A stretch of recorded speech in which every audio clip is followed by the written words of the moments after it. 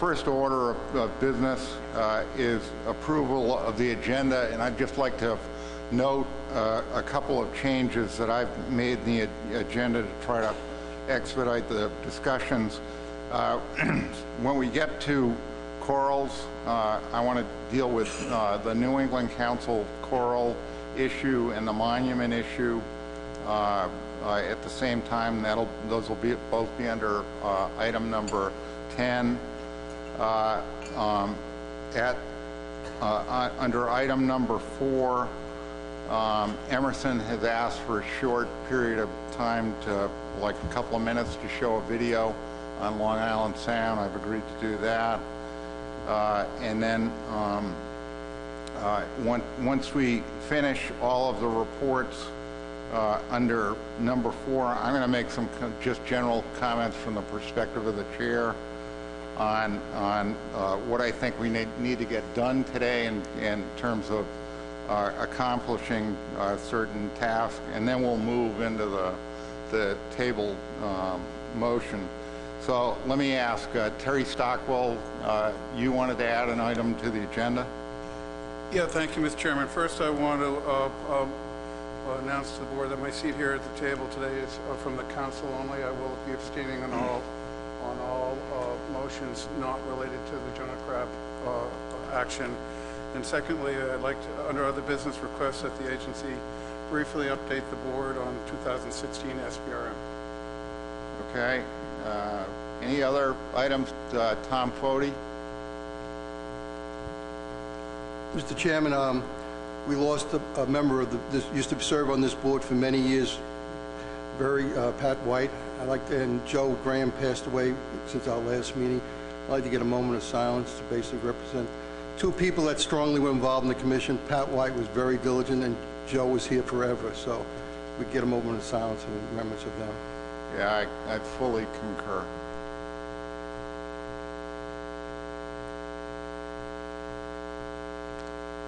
All right. Any other items to add to the agenda? If not, we'll take the items in the order in which they appeared. In terms of the proceedings, we had audio problems at the last meeting, so I only have partial proceedings.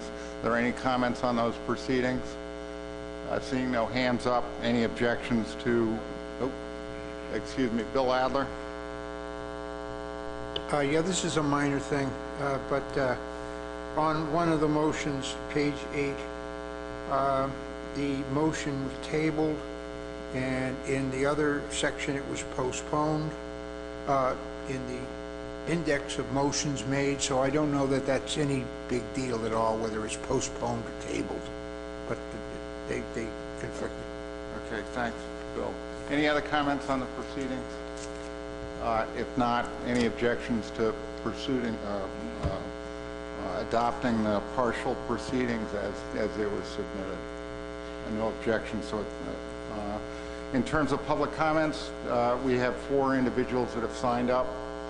This is for items which are not on the agenda, and I'll just read off the names and ask you to go up to the microphone down in the corner of the room there, and address the board. Try to keep your comments fairly short. John Goodwin. John?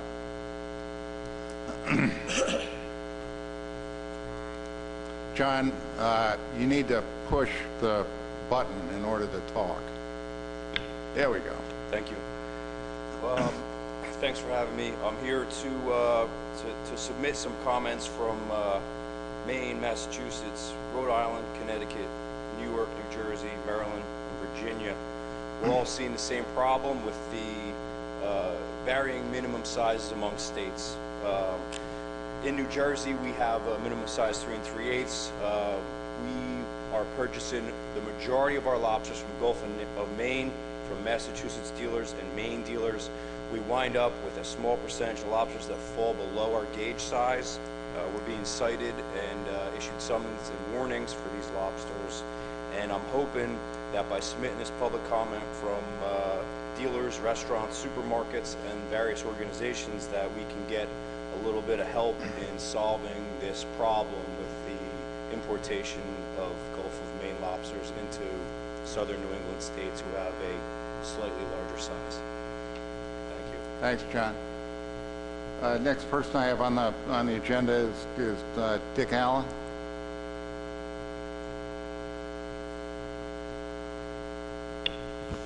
My name's Dick Allen. I'm representing the Little Bay Lobster Company, and I wanted to speak to you about VNOTCH enforcement. It's not on the agenda, but it's closely related to the topics you'll be talking about and how to improve lobster management. And we'd suggest that improving the enforcement of the existing VNOTCH laws would be a good first step. That before you take a lot of new actions, there's one simple thing that you can do. We understand from people in the industry that there's a wide variation in the degree of enforcement of the VNOTCH laws in the different states, and we would just think that the first thing you could do is tighten up on that, get all the states on board, enforcing the existing laws. You're trying to leave females in the water. It appears that a lot of them that shouldn't be coming out of the water because they're VNOTCH actually are. So we'd suggest that that would be a good thing for the commission to take a look at and try to solve. Thank you.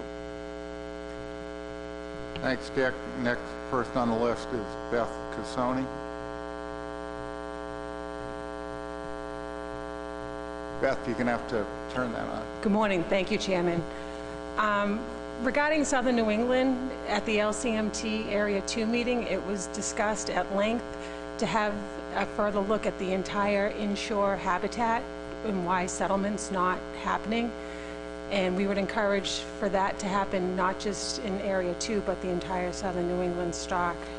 And then regarding the dealer possession size, we support the comments given earlier. And there are so many varying sizes on possession. And this is from the dealer's perspective. The gentleman that just gave comment, you know, sells 1 million pounds of lobsters, and we don't want to lose that infrastructure and that dealer in Southern New England. The Southern New England fishermen are already in a hard place, so we ask the commission to look at that further. Thank you. Next person I have on the list, Greg Domenico.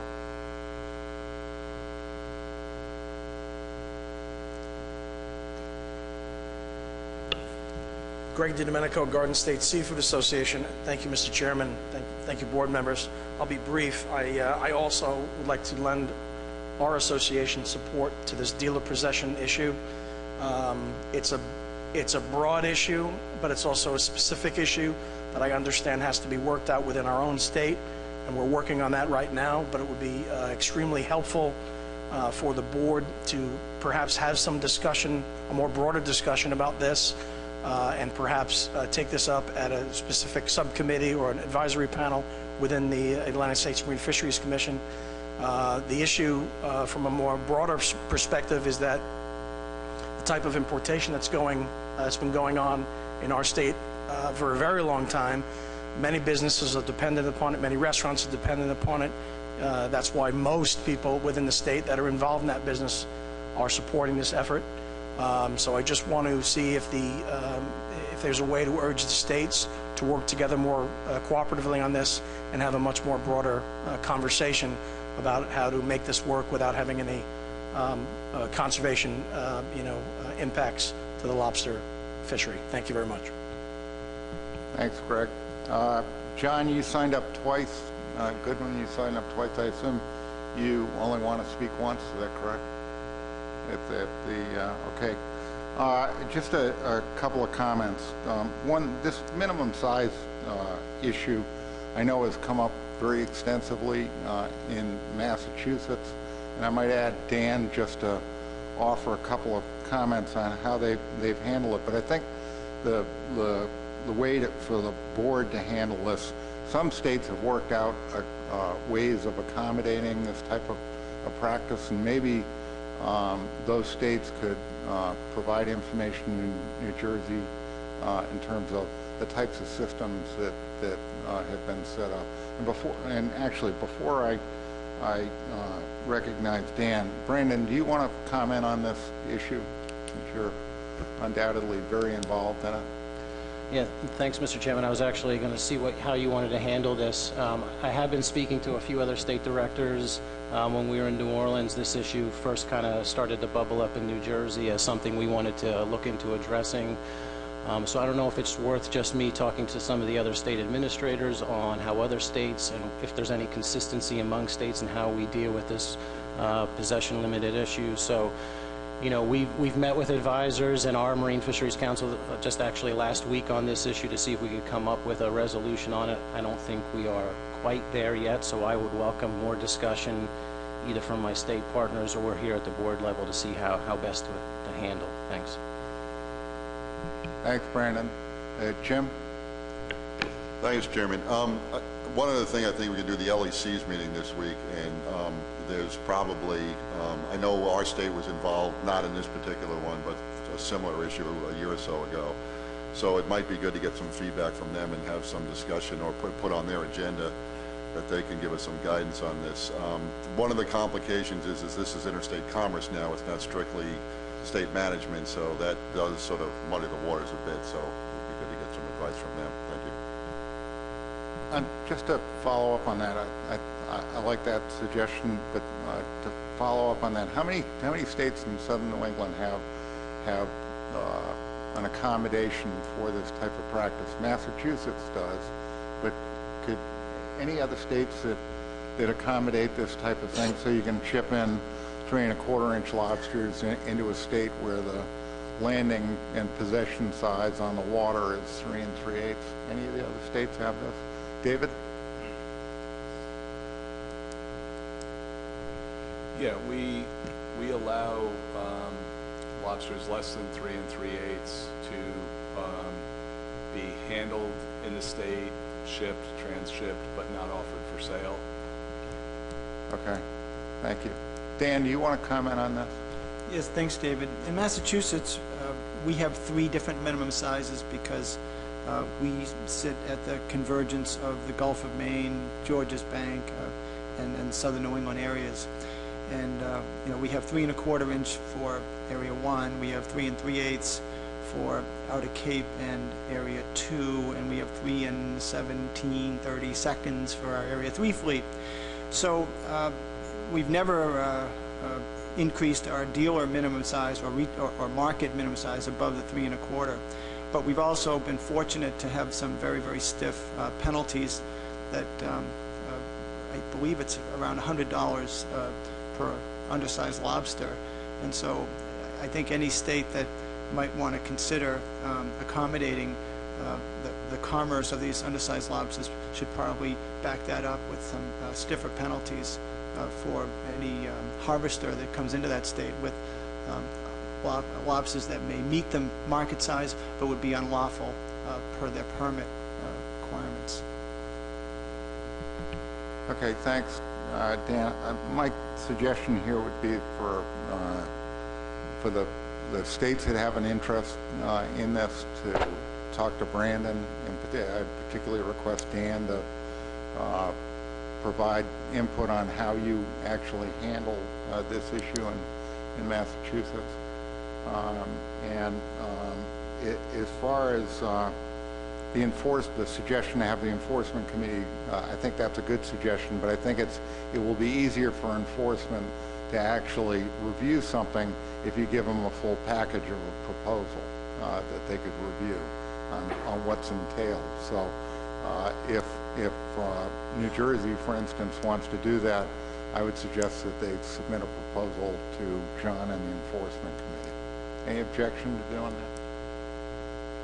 Okay, so the other issue is, and I'll just touch on these briefly, is the issue of VNOTCH enforcement. There are a number of proposals you're going to deal with today in terms of potentially standardizing regulations in some of the areas.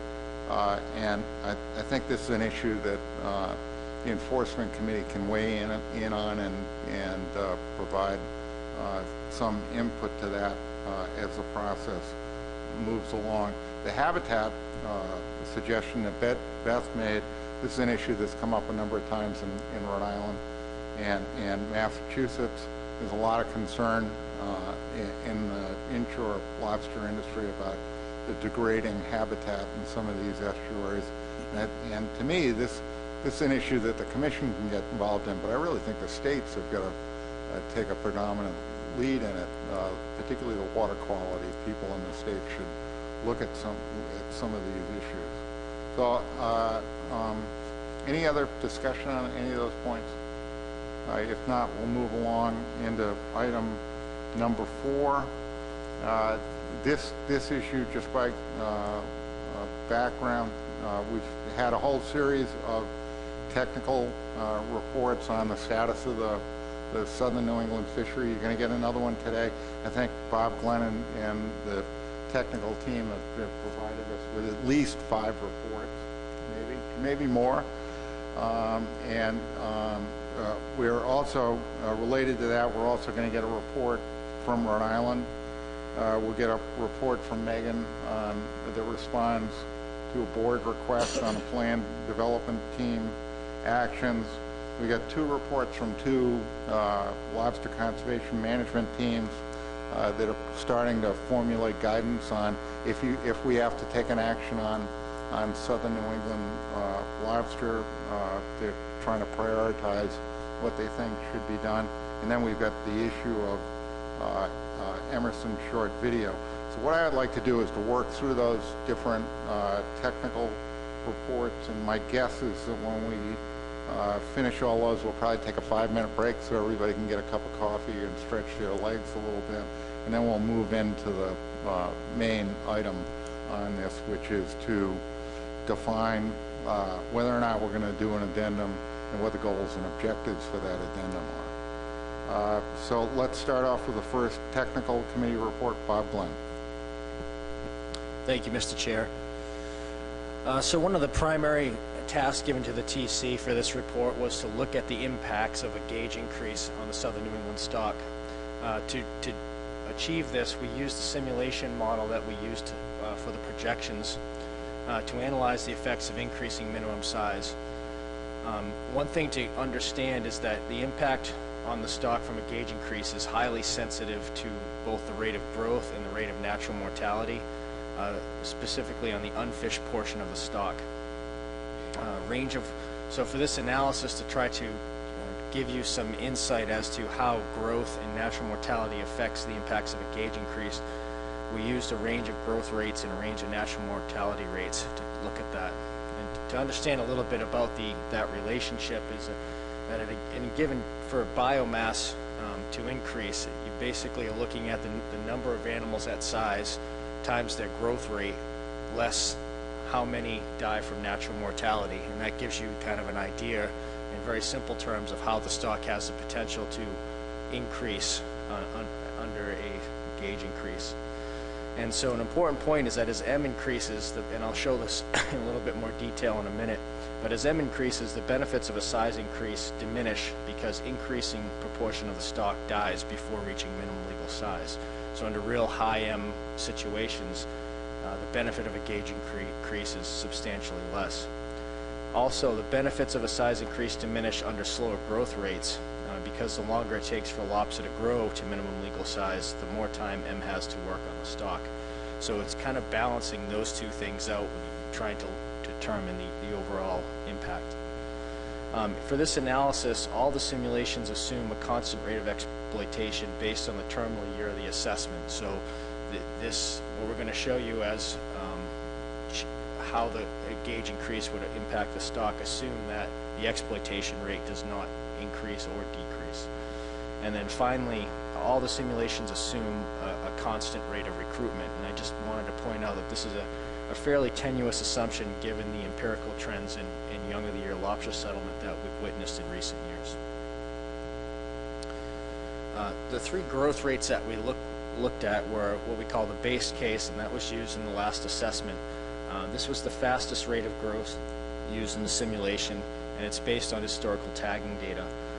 Some of the issues with this that we give the TC heartburn is that it has an improbably fast rate of growth for small lobsters and an improbably slow rate of growth for large lobsters, large female lobsters specifically. And so we wanted to test that growth assumption and a little bit, and we used kind of an ad hoc best professional judgment method to come up with two additional growth estimates. The second one was what I would refer to as the intermediate growth model, and this is based on the female molt probability that is calculated off the proportion of sublegal lobsters that are bearing eggs. And for this growth curve, the lower end of the growth curve was set to a 33% molt probability, which means that at a maximum, the intermolt duration for a female lobster was at a maximum 3 years, whereas in the base case, that assumes that the maximum intermolt duration for large lobsters is up to 5 years, which the TC just feels is pretty improbable because we never observe large lobsters that are full of encrusting animals. You know, the shells don't look like they've been there for 5 years. And then finally, we use a slow growth model to kind of give some contrast, and that this assumes that all females reach sexual maturity by 75 millimeters carapace length, and in this case, there's a max intermolt duration of 4 years at 90 millimeters. And this is just for females to the left and males to the right. Is you can see the three different growth trajectories. And these are molt probabilities, so this is the annual probability that the lobster will molt. And basically what this shows is in the bottom is carapace length. So what it shows is that for animals that are small, like say 60 millimeters, your annual probability of molting is anywhere between 80 and 100%. And then as lobsters get bigger and bigger, as they get bigger, their growth rate and their intermolt duration slows. For natural mortality, we basically took a broadcast approach and we spread that. We looked at 11 values ranging from 0.15, which is the assumed background rate of natural mortality, up to an M of 0.4. Based on the most recent stock assessment, looking at likelihood profiles, the TC's estimate of where growth with natural mortality currently is between 0.24 and 0.27. And again, I just wanted to note that as M increases, the effectiveness of the gauge size diminish. All right, so this figure here, the three panels represent the three different growth rates that we use. The left, the base case, the middle one, the intermediate growth rate, and then the one on the far right is the slow growth rate. The x-axis is the carapace length, and then the y-axis is the relative equilibrium biomass under current exploitation from the projection model. And the dashed vertical line you can see is at 86 millimeters, which is the current minimum legal size in southern New England. And then you can see incrementally, depending on which rate of natural mortality and which growth you assume, what the impact of a minimum size increases. And what we found is that increasing the minimum size resulted in increased stock biomass under all scenarios. Slowing the growth rate or increasing natural mortality resulted in smaller increases in biomass.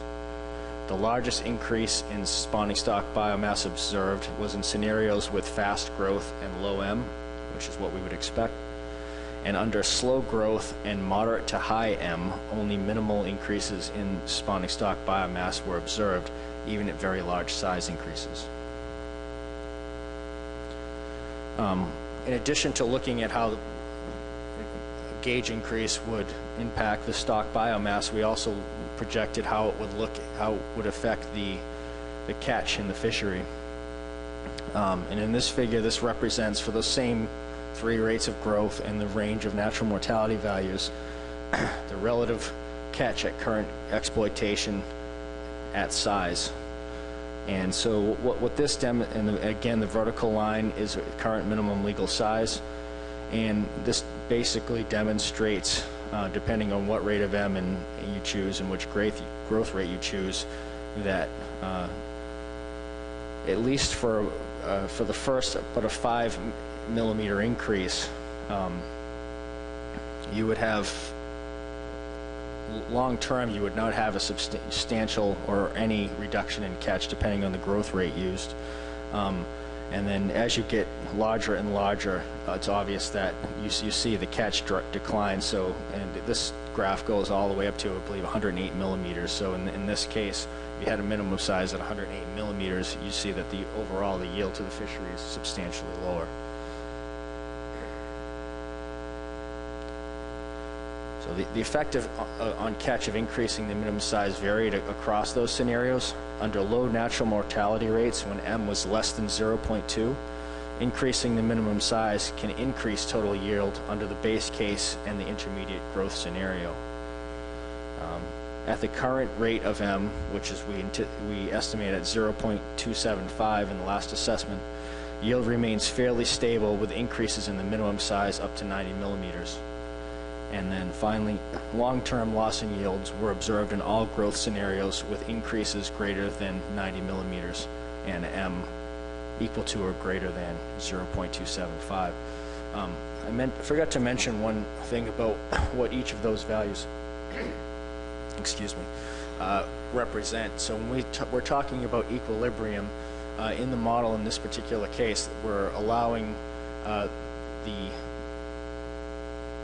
the model to basically reach its long-term equilibrium point in that. So that would be about a case of about 20 years for it to reach that. So I'm going to show you in a second that there's definitely short-term reductions in catch that are result from increasing the minimum size. And what this last figure, if we can go back, what this last figure represents is the equilibrium. So after 20 years at that size, where the eventual yield would end up.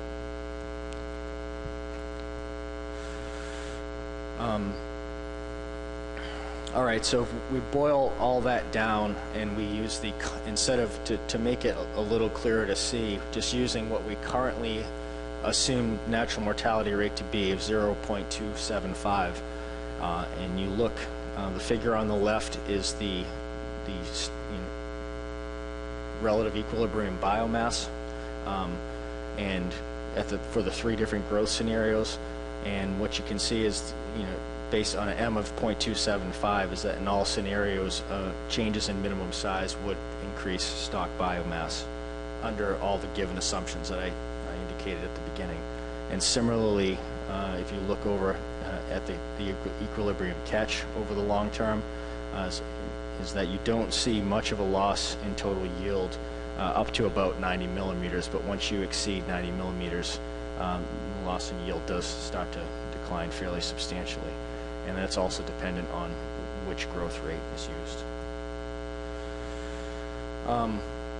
So for a scenario, just to give everyone a sense of on how to go about a gauge, or how, depending on how you go about a gauge increase, whether you did it in small, moderate increments or in one big step, we looked at an analysis where we increased the current minimum size at 3 3/8 up to 3 3/4 inches.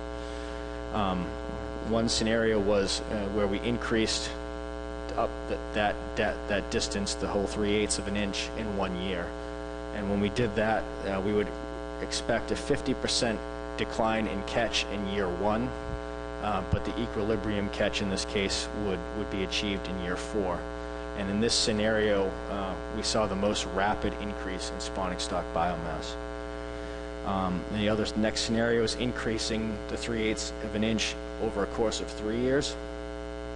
And in this case, there was obviously a less severe drop in catch, and equilibrium was achieved in 5 years, and we saw a moderate rate of increase in spawning stock biomass. And then finally, if we increase the 3/8 of an inch over a longer period, 6 years, we see a very gradual decline in catch. It takes equilibrium is achieved in 8 years. However, in this scenario, we see the slowest rate of increasing spawn of stock biomass. So in conclusion, on conclusions for the gauge size analysis. We found that an increase of 5 to 10 millimeters may result in increased spawning stock biomass after 20 years. Short-term changes in catch and biomass will be more dramatic, but will reach equilibrium over time. The benefit of a gauge increases are highly sensitive to growth rate and to natural mortality rate. It's also important to note that this analysis does not account for spatial variability in the size distribution of the stock. As you all know, lobsters are not distributed evenly by size. Smaller lobsters tend to settle inshore, and as a result, the inshore fishery tends to work on a smaller size distribution than the offshore fishery does. So we would expect that the effects of the gauge increase is likely to be more dramatic inshore than they would be offshore. The assumption of constant recruitment we feel is highly optimistic and is not supported by the empirical trends that we see in young of the year settlement. The analysis also assumes that the exploitation rate stays constant, meaning that fishermen would not compensate for the gauge increase by increasing fishing effort. If that were the case, if the exploitation rate were to increase, then those projected benefits of a gauge increase would not be realized. If recruitment continues to decline, projected increases in spawning stock biomass due to increases in minimum size will not be realized. And finally, the T-sheet cautions that large reductions in mortality are still required to stabilize the stock. Any increase in the adult population is dependent on favorable environmental conditions. And we feel that changes in the minimum size must be combined with other management measures to realize substantial improvements to the stock. So, Mr. Chair, that's that portion. I don't know if you want me to continue with the rest of the report, or if you would like me to entertain questions about that analysis. It's your call. I think we'll expedite the discussions if we just take questions on it section by section. So I think it'll be easier for you too, Bob. So this, so everyone understands, this is not the point where we're going to debate some of these. If you got a question on the analysis, ask a question on the analysis. So any questions for Bob? Sarah. Thank you, Mr. Chairman. Thank you, Bob, for that portion of the report. I'm just curious, as I look at the graph there analyzing the decline in catch, more severe over, if implemented over a shorter period of time, what kind of baseline survey has been done? Are the larger lobsters even there, or have environmental factors or other factors led to a mortality so that we may see a sharper decline in catch than what's being anticipated? I guess I'm curious what went into your analysis of how steep that slope is or not in the catch decline.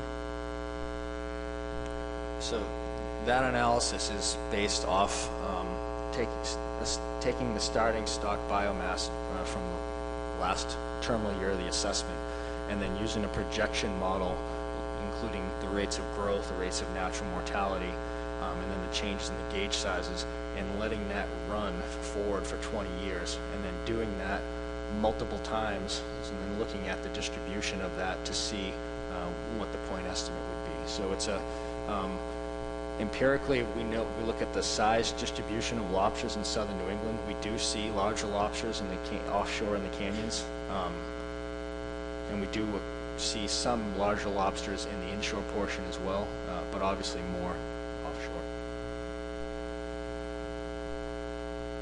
Excuse me. Any other questions? No hands up. Go ahead. Oh, excuse me. Brandon, excuse me. Thank you, Mr. Chairman. I have two questions. One, a simple one, I guess. Was there any reason behind selecting 3 3/4 as the gauge size to go up to?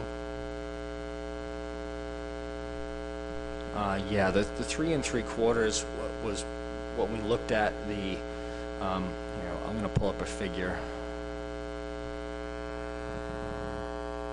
This figure here. Actually, I'm sorry. We'll go with this one. 3 3/4 inches is, if my memory serves well, I believe it's about a 10 millimeter increase from the current size. And what we saw there was that that would have a fairly substantial increase in the spawning stock biomass, but the equilibrium catch and total yield to the fishery in long term would stay fairly similar. Not specifically related to that, but in thinking in terms of the projections that we looked at in February, I see here this shows that if we went up to 3 3/4 inches, that it would, which equates to about a 50% reduction in harvest, shows some pretty sizable increases in SSB. And under some of the forward projecting work, like I said, presented in February, it showed we needed a 70 to 80% reduction just to stabilize SSBs. Just wondering what the differences are between what the stock may respond to here versus under the forward projecting stuff from February. Yeah, in this analysis, it's basically it's by increasing the minimum size, you're changing the fished portion of the stock, so you get that immediate bump right out of the gate. Anyone else? Doug? Thank you, Mr. Chair, and thank you, Bob. One of your concluding statements is if recruitment continues to decline, increases in SSB due to minimum size will not be realized. One of the things that struck me in the last assessment is that over the last 10 or 12 years, we've seen a continual decline in recruitment to very low levels right now. Is there any indication that the environmental factors or may change, that we may be getting more positive recruitment? No, there isn't any evidence that I've seen to suggest that recruitment has improved in southern New England, or that the environmental conditions have improved or are likely to improve. Emerson? Thank you, Mr. Chairman, and thank you, Bob, for your report. My question was somewhat similar to Doug, so part of my question has already been answered. But the other part of my question is, do we know anything about M, the natural mortality? Has that been increasing over the past few years? And the reason I'm asking is that you qualified many of your statements with environmental conditions. So again, the question is, do we know if natural mortality has been increasing? Yes, we do know that it has increased, and based on work that the TC did in the last assessment, we shifted the natural mortality up to coincide with a large change in oceanographic conditions in southern New England that happened in the late 1990s. And it wasn't, so we had kind of a step increase where we went from 0.15, which is the assumed background natural mortality rate for lobsters, and then starting in the late 1990s, based on empirical data on temperature anomalies, as well as looking at other things that occurred like die-offs and increase in the rates of shell disease. There was a pretty clear break around 1998 where the conditions changed, and then from there we increased that up to 0.275, and then allowed the model to run under different scenarios, and then based on the maximum likelihood or the best fitting model, essentially we honed in on it at a rate of 0.275. Bill Adler? Thank you, Mr. Chairman. So following up a little bit on what Doug said, we did an awful lot down there to help the situation out by reducing the traps, increasing the gauge, putting a maximum size, and apparently that hasn't helped. And so then I start to wonder about, in the computer models, it helps if you go up in the gauge and everything else. But I'm wondering if we're just going to have even more natural mortality. And I presume your natural mortality has to do with shell disease and predation, because the warm water doesn't necessarily kill a lobster. They just leave town. and so they might be out somewhere else. But I just have questions as to ratcheting up the gauge more. We already did, nothing happened. And I don't know how this is going to change. And this is the conundrum we're all in, I'm sure. Thank you. Anyone else have a question on this section? If not, we're going to move on to the next section. Bob?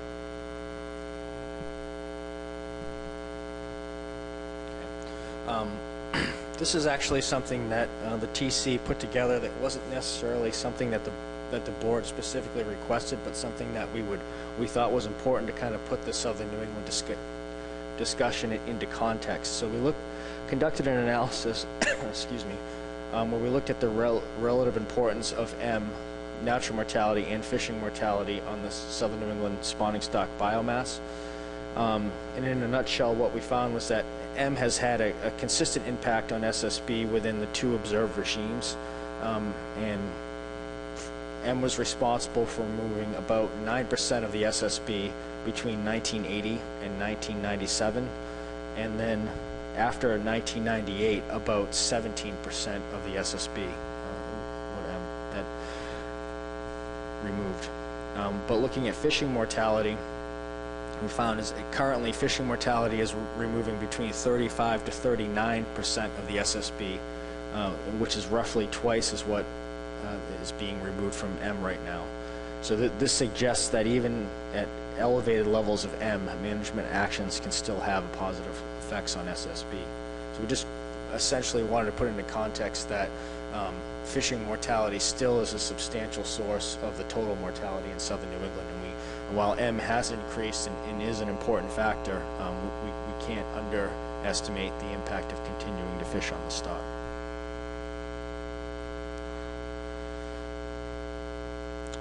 We wanted to kind of add some the original stock recruit relationship that I showed the board last time around didn't include all the years going back in the time series, and we probably should have, because I think looking back to the early 1980s kind of gives some additional context to what's going on in Southern New England. And what we've seen is that recruitment has plummeted over the past decade while SSB has remained fairly constant, and this suggests that there's some type of compensatory mechanism that may be at play, and that recruitment appears to be decoupled from SSB, and this is possibly the different possible causes of this are reduced mating success, lower survivorship of the early life history stages, and increased predation. And if we look at this stock recruit history, going back to the early 1980s, you can see in the early 1980s we had similar levels of SSB as what we have right now. Yet from those early years were responsible for producing extreme high spawning stock biomass that occurred in the 1990s.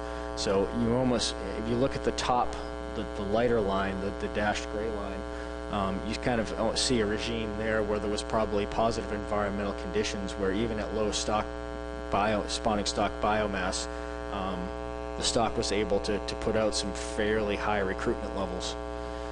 And then you see, starting after the mid-90s, that relationship starts to change, and that what we see there is even with very high spawning stock biomass after about 1998, we start to produce fairly low levels of recruitment, and then after about 2003, we really see for that given size of spawning stock biomass, we see the recruitment level really start to plummet. Any questions about the last two parts? Questions, Bob? I mean, I just offer a personal comment. This is kind of an amazing slide, I think, because you think about the environmental change that the lobster resource has been subjected to over this period of time. Essentially, we've gone full circle through a period of very high abundance and very high recruitment, and now we're back where you still get the kind of the same SSB in place, but the recruits have just fallen right out of it. I mean, one of my questions to you, Bob, is that the assumption in most of the models is that natural mortality is estimated to be about 0.275. Is that correct? If it goes higher than 0.275, what does that do to the projection? I don't have the exact projections in front of me, but I know from studying them enough that if M goes much higher than 0.275, there is almost no scenarios by which stock biomass can be increased. It'll just continue to decline. Other questions? Any other questions? If not, let's move on to the next segment, please. The board asked the TC to weigh in on the costs and benefits of standardizing regulations in southern New England. So the TC came up with the list of benefits being that we felt this would decrease the competitive effects of disparate management measures along LCMAs. So as we all know, southern New England is carved up into 4 or 5 different LCMAs, and we all know that the lobsters obviously don't know there's a boundary there. So if you have adjacent areas that have different minimum sizes, you have situations where one lobsterman is throwing over an animal, and then one fishing adjacent to them in the next zone can then harvest them. But obviously that conservation isn't realized in that case. We also felt that it minimizes the impacts of management related to size selectivity on the population, that it ensures lobsters are equally susceptible to fishing pressure regardless of where they are located in southern New England. It simplifies the current regulations, leading to enhanced enforcement and compliance. And it will certainly improve future analysis on stock conditions, as scientists will be better able to estimate the effects of the fishery on the lobster population. But it does come with some cost. It ignores the existing population demographics, including spatial trends and size and sex. And what as I mentioned before, lobsters are not distributed evenly across the inshore and offshore area by size. So if you standardize that, you kind of can create a situation where you can have haves and have-nots, because simply as lobsters grow up and get bigger, they tend to move offshore. It can also create inequities between LCMAs, some of which may be long-term due to ontogenetic shifts in lobster habitat use, i.e. the movement of lobsters offshore from the coastal nursery areas as they get bigger. Portions of the fleet would have to make gear modifications, especially to their escape vents, to standardize. Excuse me, please. As the LCMAs are currently defined, standardizing regulations in southern New England would have impacts throughout Area 3, including the Gulf of Maine and Georges Bank. Should the board consider standardizing regulations, it may be necessary to separate the southern New England portion of Area 3 from GOM and Georges Bank. And then a couple of additional consequences that we came up with was that increasing in minimum gauge size would disproportionately impact inshore fishermen who primarily rely on lobsters which have recently recruited to the fishery. In contrast, a decrease in the maximum size would primarily impact Area 3 fishermen whose catch is comprised of larger lobsters. And then one additional consequence is that standardizing the biological measures would eliminate the need for permit holders with multi-LCMA trap allocations to declare which area or areas will be fished. Assuming a fisherman is not limited by his or her trap allocation, uniform regulation, including trap caps, would remove the necessity of the most restrictive rule. This would benefit dual permit holders since they would have greater flexibility in where to fish, but it could be at a cost to a single area permit holder who may experience increased effort moving into their fishing grounds.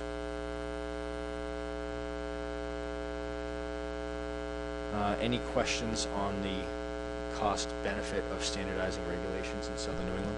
Questions? Dan? Bob, thank you for your description of the problem of seeing 6 different zones within one stock unit. Did the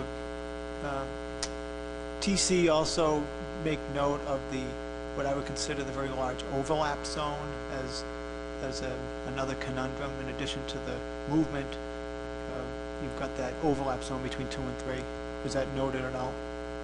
I don't believe that we noted it in the report. We did discuss it at the meeting. I mean, that's obviously, again, that's even a more complex issue where you have an area that is shared by 2 areas with different rules. So that kind of reinforces all the issues that we brought up. Anyone else? Okay, Bob, you're up again. Okay, home stretch. And finally, the board had asked us the attainability of the current reference points, and what we came up with is, given that none of the projections which use the current national mortality rate of 0.285 from the last assessment show the stock reaching an abundance of 22.5 million lobsters, which is the reference point. TC feels it is very unlikely this reference point will be achieved under present environmental conditions.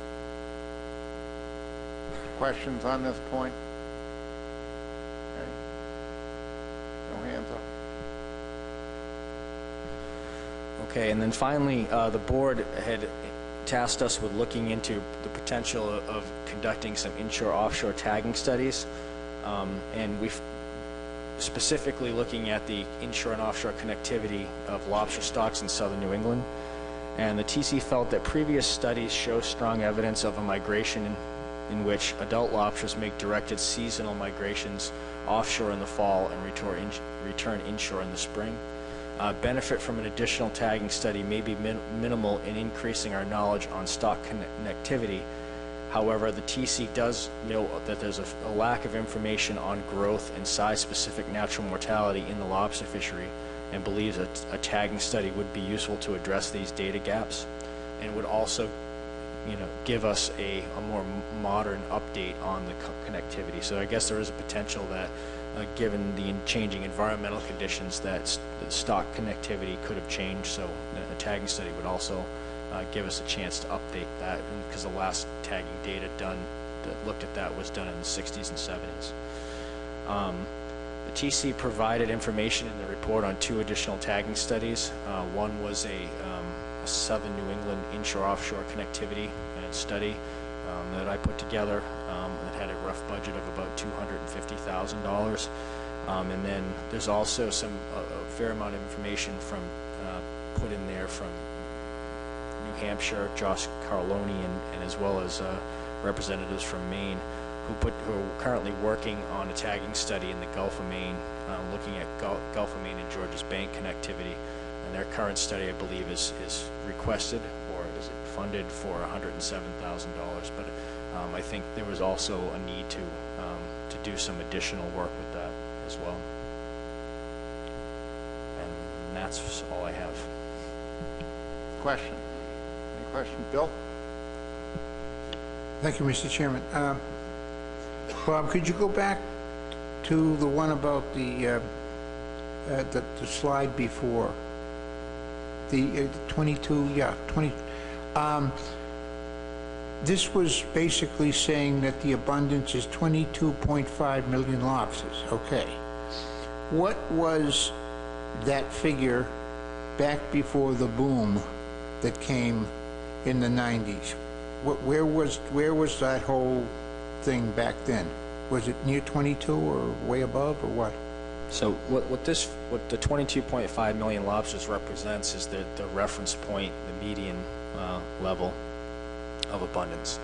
At the last board meeting, we presented several scenarios of changing the reference point, including taking out those boom years. And because that's a median, not a mean, taking out those boom years has fairly small impact on lowering the reference point, because it's with the median, any one given value doesn't have, median being the middle value of the time series, it doesn't have that much impact. Any one value doesn't have that much impact on the median like a mean would. So, but in a nutshell, what the TC is saying here is that at current rates of natural mortality, we don't feel that it's possible to reach that There was no scenario that we ran that we were able to reach that under current environmental conditions. If I may. Okay, I understand that. I guess where I was going to was back where we say how many lobsters there are there now, whatever that figure is, and forget the boom years and go back to when it was not the boom. And I know somewhere in your paperwork you have what the stock size, I guess that's what I meant, the stock size was before the boom and the stock size now, as best you can get. And are we back to where we were in the 90s or lower than where we were before the boom? Do you have that figure roughly? Yeah, I do have it in front of me. I just don't have it in this presentation. I had it for the last presentation, but looking at it right here, we're currently below 10 million. We're around 8 million lobsters. So that's the lowest point that we've seen in the time series. Even back before the boom? Even back before the boom. Thank you. Other questions? Yes, John. Thank you, Mr. Chair. Thank you for the informative presentation, Bob. I was just curious, I know last time you said that the offshore spawning, the eggs and juveniles would come inshore and tend to drift it in a southwest direction. For the spawning stock at the southern part of the range, would it be fair, given the poor environmental conditions and the poor recruitment, to assume that they're really not contributing much at all to this stock right now, because their spawn would be likely drifting into really poor conditions as they head southwest? And if so, would treating the entire southern New England area as a single unit, I'm just curious as to whether, way down at the southern end, whether this spawning stock is almost like a dead end where juveniles end up there, grow there, but are not contributing to the stock. Thanks. Well, for that to be the case, you would have to assume that those adult lobsters don't make annual spawning migrations into favorable areas. All the tagging studies that we've conducted historically show that egg-bearing females in the springtime make migrations into favorable areas to hatch their eggs. We don't specifically have any tagging studies from the far southern end of the range there to show that, but my assumption would be that it wouldn't make any sense evolutionarily for an animal to put that much energy into producing eggs to not then migrate to put them somewhere. So I think the TC would feel that the life history model would be that those animals make a migration to hatch their eggs in the appropriate place, so that the larvae eventually will settle out in a favorable area.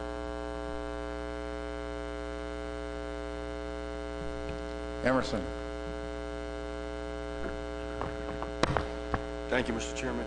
Bob, the slide that you have up now, where the current natural mortality rate is 0.285, earlier on in your presentation several minutes ago, and I don't recall if it was a slide that you had or if it was just a statement that you made, essentially that if M goes higher than, and I'm not sure what value you mentioned, but if M goes higher than a certain value, then none of the scenarios that you ran are going to result in increasing spawning stock biomass. Do you recall what that number was? Was that 0.285? Was it some other number? And then I have a follow-up, please. So just to clarify the question, do you mean at what point does it have to get to before there's nothing you can do to stop the decline, or you want to know what value that is? Yeah, as I said before, you made a statement, or it was a statement made in one of your slides, that if M increases again above some level X, and I don't recall what you said X was, then none of the scenarios that you had are going to result in increasing spawning stock biomass. So the first part of my question is, what is that number? What is X in that statement that you made? Okay. I'm pulling up the stock projections that I presented last time, and if you just give me a second, I can look at where that falls.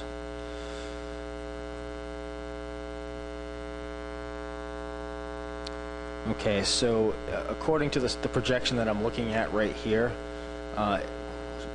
we assume we're currently at 0.275. That's even more updated from the last assessment. And the last assessment was 0.285. We did some additional likelihood profiles, and we've narrowed it down to 0.275, where we currently are. And then if I look at the stock projections, when M gets to 0.325, the stock will decline. Even at the current constant rate of mortality, the stock will decline, and then above that, it really starts to decline. So 0.325 would be the value. Thank you. You've also answered my follow-up as well, so thank you. Any other questions for Bob? If not, Bobby, you finished? That's it. Okay, so next presentation by Jason. And Jason, if you wouldn't mind, I'd like to handle it the same way. So go through each segment, we'll take questions, and then move on to the next one. Thank you. Okay, thank you, Mr. Chair.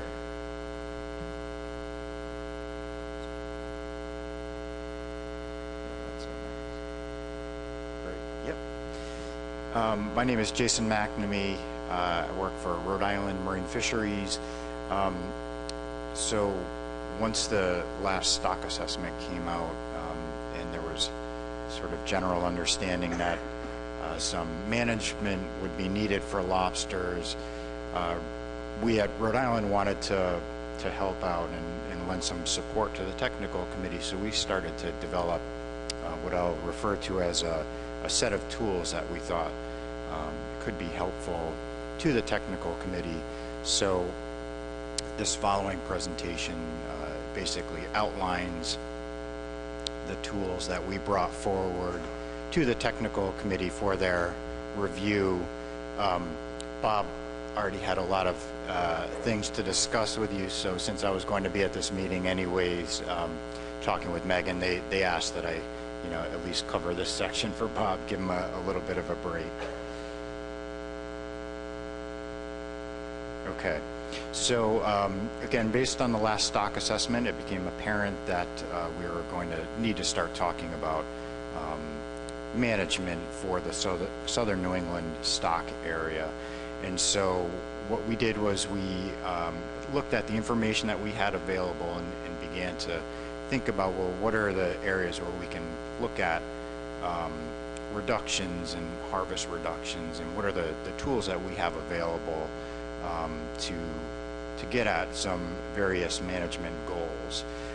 In addition to those very sort of pragmatic analyses, we also looked at some spawner recruit information. This is some work that Mark Gibson from Rhode Island had been thinking about and working on for a long time, and so we thought this was a good opportunity to investigate that a little bit more.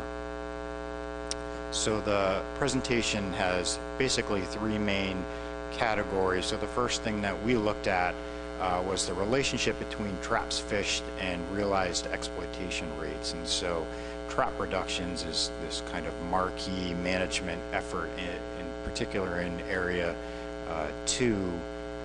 And so we wanted to begin to think about, well, what does that mean by way of exploitation? Where might we end up once we get through these trap reductions? So we looked at the information that we had at hand to see if we could develop a relationship that could answer that question.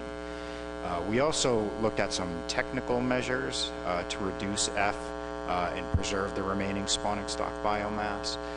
Bob, in his presentation, talked about this a little bit. What we are going to show you is a more parsimonious analysis, a little simpler. And I think these types of simple approaches sometimes can lend some good context to the more complex modeling procedures. And then the final piece is this alternate stock recruit relationship information. So I'm going to start off with the effort control. This is the trap reduction stuff that is occurring in southern New England, at least in parts of southern New England. So the data used for this analysis was southern New England traps fished. This was taken directly from the stock assessment document, and so in our first cut at this analysis, when we were bringing it forward to the technical committee, we didn't want to, start to create data sets that hadn't been looked at by them before. So we tried to base all of these analyses off information that we know the technical committee was familiar with and had worked with in the past. And the time series of exploitation is taken directly from the stock assessment document for the southern New England area. So based on that information on numbers of traps versus the estimated exploitation rate in southern New England, what we did was we developed a model, basically a curve, to fit the information that we had available. In this model, it's a really simple model. It's a Michaelis-Menten function. This is something that's commonly used for enzymatic reactions, but it's just a standard model that describes a curve. We fit this curve to the data using two techniques. We used sort of a standard statistical approach, maximum likelihood, and then just to give us some context as to whether we are getting information that was similar, we tried a different approach, and we tried a Bayesian approach as well. And normally for such a simple model with only two parameters, you don't need Bayesian techniques to get at that, but the idea here was, besides the fact that Bayesian statistics are kind of neat, it was just to approach it from a different angle to see if we can come up with the same results. So the Michaelis-Menten model has two parameters, and the parameters make sense. It's kind of why we picked this model to work with. And just not to ruin the surprise, but the model was fit. It successfully converged on a solution under both approaches. So here's a look at the result. The graph that you're looking at on the y-axis is exploitation rate. Along the bottom is thousands of traps. Again, this is traps fished. That's taken directly from the stock assessment document information, and I'll get to that discussion when I sum up this portion of the presentation. So what you see, the dots are the traps fished in each year and the resulting exploitation rate that was estimated in that year. In the red line, the curve, that is the predicted model fit to that data. And on the right-hand side, what you see are the parameter estimates from that analysis. As I mentioned, we tried a different angle on this, and we ran it through a Bayesian statistical technique. And the take-home from this slide is that it looks exactly the same. The parameter estimates were, for all intents and purposes, exactly the same. Small nuanced differences, but not enough to impact the way the curve fit or looked. So, how might you use this kind of information? What's its value? Well, what you have now is a relationship between the traps that are being fished and a resulting exploitation rate from that number of traps. And what you can do is follow your way down that curve depending on what your goal is. So here, what I've offered, you can kind of see it up there. So there are these gray, almost like a target on there. What that target is honing in on is where we believe we will be once the 50% trap reduction effort in Area 2 takes place. And the numbers are up there under that second bullet, but the take-home point is you can draw a line on this curve and then track your way back to that exploitation rate to figure out where you're going to be in. So now if you have a goal in mind, you can see where on this curve you need to be to get to that goal.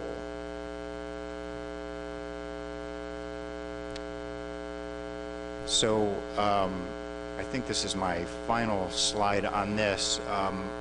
Both the technical committee and the industry raised questions about this data source, traps fished, and its usefulness for this analysis. And the question came up, can we find alternate data that we think better represents what's going on? We don't necessarily think traps fished is the best data source to use. And so that's fine. That's something that we can improve on in this analysis. But the underlying idea here is to develop, this tool that we think is useful for. We're doing all of these trap reductions. Is there a way to actually quantify what those trap reductions are doing? And so we've gotten a couple of ideas from the technical committee and the industry as to what sources of data we might also try, so we can move forward with that if warranted. And so these reduction calculations, once you can kind of hone in on that, you can combine them with other efforts. So we don't have to put all of our eggs in one basket and try and go for a single approach to reducing or meeting the goals that we want to meet. We can combine them together. And so to kind of stick with this strategy, I'll stop here and take any questions you all might have on this part of the analysis. Questions for Jason? David? Yes, thanks, Jake, and thanks to your group for doing this work. I said to Dan before we started all of this that the technical committee and you folks have done is really helpful. It's really useful and helpful information. So could you put up the curves, one of the curves? Yeah. So you've got a pretty good range in traps fished, but in the neighborhood of where we are now, there's a great deal of variability above and below the predicted line. Is there any pattern over time of the points being above or below the line? In other words, we had similar numbers of traps probably today in recent years as we had in the 80s, and then out to the right is more like the ramp up into the 90s. Is there a pattern within that period there? I'll take a crack at an answer. I'm not sure that I completely understood your question, so just re-ask if I don't get to what you're actually asking. And so, yeah, there is. It's interesting as you look at the pattern. So I'll say the data is distributed pretty equally above and below the line, which is good for a model. However, the variability, which is why we couldn't use a sort of standard linear regression or something like that on this data, the variance is not the same through time. I think it is more a matter of, as you look out towards that 800,000 traps, there's just not that many data points out there. So it may in fact be that the variability is just as high down there. It's just that there is only a few of those really high years. However, as you get now towards the 300,000 trap range, you can see that variability in the data points on the graph, expands a little bit. And then as you get further down, it truncates a little bit, but not, not as much as it does way out at the higher end. And so there's definitely differences in the variability. One of the nice things about using a model is you can account for that variability. You can calculate standard errors or medians or whatever around the predicted value. Yeah, so to follow up, so between the 200 and 400,000 trap range, I think, as I said, probably some of that data comes from the early 80s when the stock was higher than it is now, and some of it comes from recent years where the stock is lower than it was back then. And I'm wondering if there's an influence of stock size on the relationship between exploitation rate and number of traps fished. On one hand, what we observe is that the remaining traps being fished are placed where the remaining lobsters are. So I'm expecting the exploitation rate would remain high until they fish out those areas, so not randomly distributed effort. I just wondered if you noticed any kind of pattern in that regard, which would, you know, inform us even more than this curve in terms of how much response we should expect to get, excuse me, from further trap reductions. Yep. So we didn't look at, I guess, a time series of information with regard to stock size. Is not something that we looked at. Certainly could. So just add in an additional column of data. But I think to get at maybe the root of your question, I think it's exactly why we see a curve and not, again, a linear relationship between these two metrics. It is, in fact, because you know, fishermen are good at what they do and they kind of know where to go. Attrition is probably occurring in the weaker areas, or when the population is really high, that kind of expanded area of you know, suitable but less suitable habitat.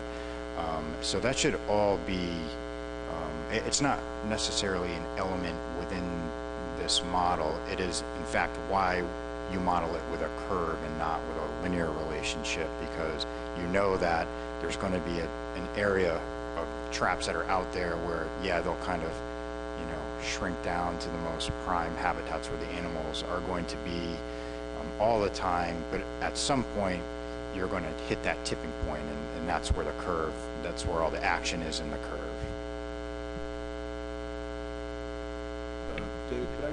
Yep, go ahead, David. The point is, so that the area of the curve that has the greatest shape is where we have no data.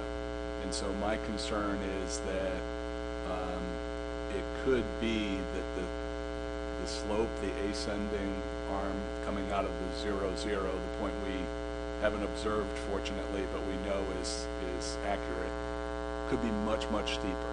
So we could find that very, very few traps can still exert a very substantial amount of fishing mortality. So that's my concern. You know, working within the range of observed data, you understand the variability, but as we start to talk about managing outside the range of our experience, there's just a great deal of uncertainty. Yep, I don't dispute. In fact, so this type of thinking is exactly why we ran it under two different approaches to see if we come up with a similar answer. And so I'll suggest that the data here does provide enough information to the model to tell it where to bend. And, you know, as you look at this graph, it is pretty steep to the origin. I think it's fairly conservative. In particular, if you look in where we start to run out of data, if you just used that kind of information, you would have a much shallower curve. But this curve is pretty steep, so I guess my suggestion to you is the model with the data available had enough information under two different statistical techniques to come up with the same solution, and overall I think it's a fairly conservative model. I've got Doug Rout and then Bill Adler. Thank you, Mr. Chairman. And Jason, can you tell us which one of those gray circles is the terminal year of the most recent stock assessments, i.e. where are we right now on this curve? It says the exploitation's at 0.27, but I can't quite figure out how many traps that relates to. Yeah, it's a good question. I probably should have identified that on here. I didn't. It is one of the, I don't know, half dozen furthest to the left on the graph. I'm just not sure which point it is. Bill? Thank you, Mr. Chairman. Part, I think, what Doug was getting at was what I was going to get at. Like, okay, so at what level are we supposed to be at, or could we be at?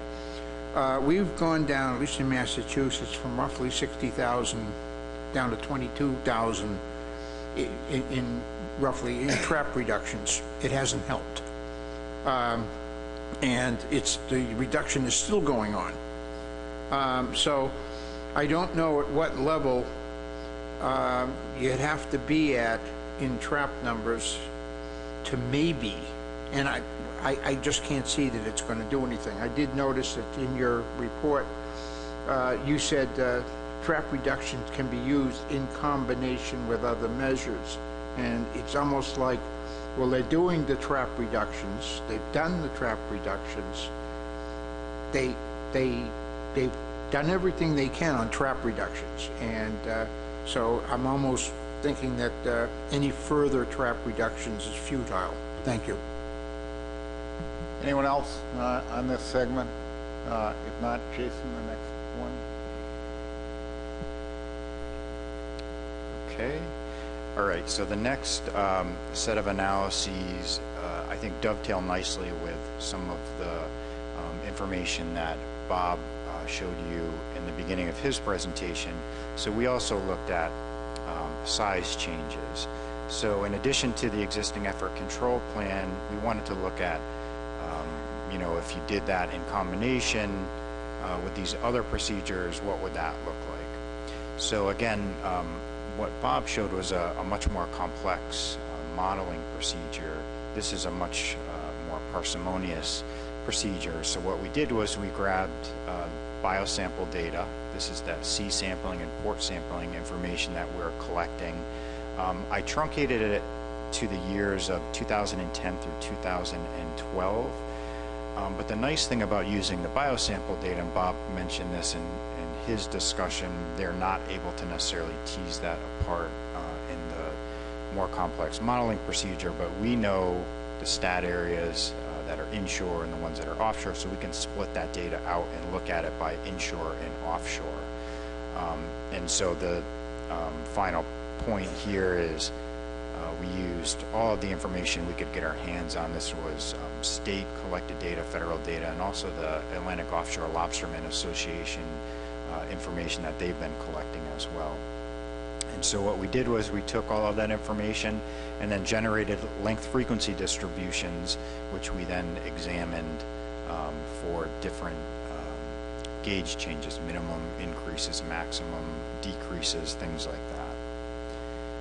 So this is just a look at, I'm just going to go through one, I promised Megan I'd keep it to 15 minutes, and so I'll try to stick to my part at least, 15 minutes. So this, meaning the questions add more time. Nothing against you, Bob. So this is a look at the inshore data. I'm just going to use that as an example. And so pretty good sample size for these, the years that I examined, about 126,000 samples that were taken. And the distribution looks pretty nice. It's kind of what we believe to be the case. You know, during the stock assessment, this was kind of the information that was being used as well in a more complicated way. So that's what it looks like, all of the data together.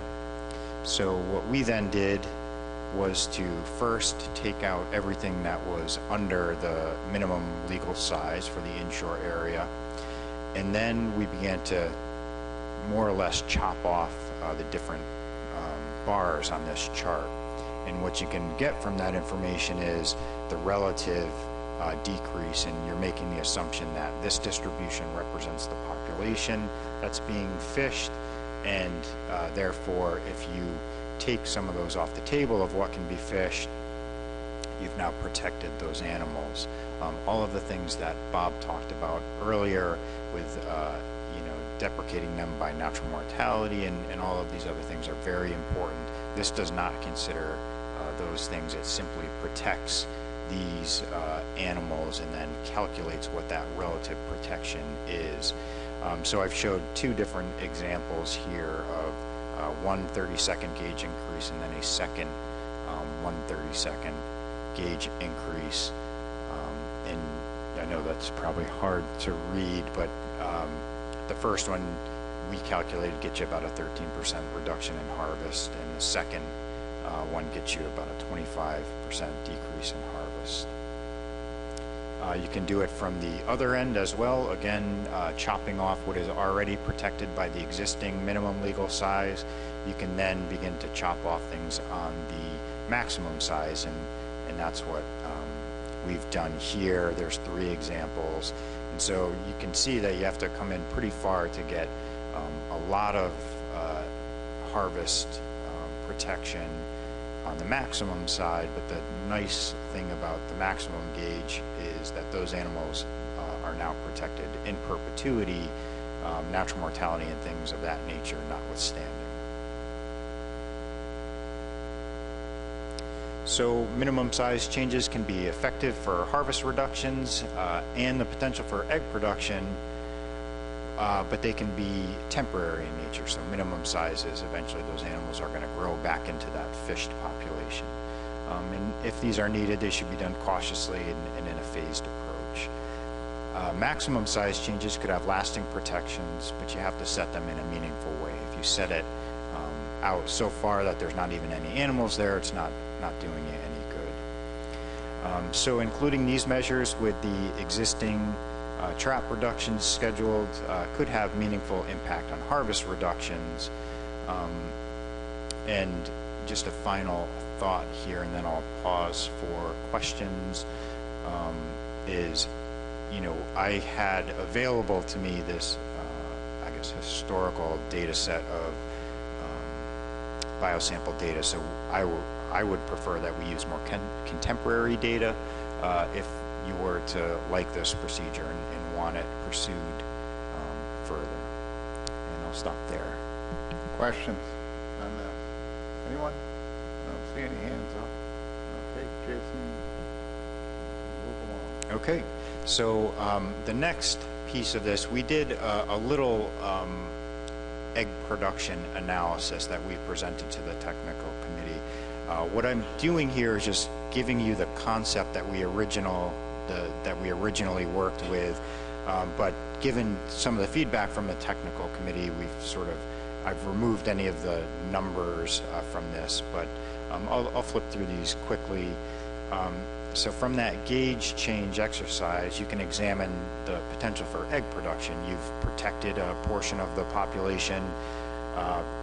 Presumably some of them are females, and presumably those females will produce eggs. So you can sort of do that very simplistic analysis and figure out the egg production from your newly protected animals. There's been a lot of work done on the carapace length to fecundity relationships. We looked at the Estrella and Cadron work from 1995, which was also used by the stock assessment. That's what we did our original analysis with. And you can apply this relationship to the females of the newly protected lobsters. Again, our analysis focused on the information in the biosample data. The technical committee identified numerous areas where this analysis could be improved.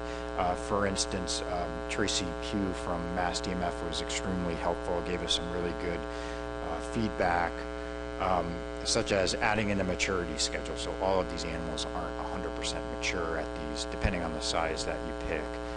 And so she suggested we add that in.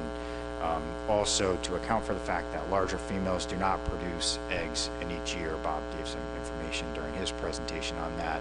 We were making the assumption that they all produced eggs in that initial year of protection. And they also suggested that it was important to account for the population dynamics of this strategy over time. So what about natural mortality in year 2, year 3, year 4?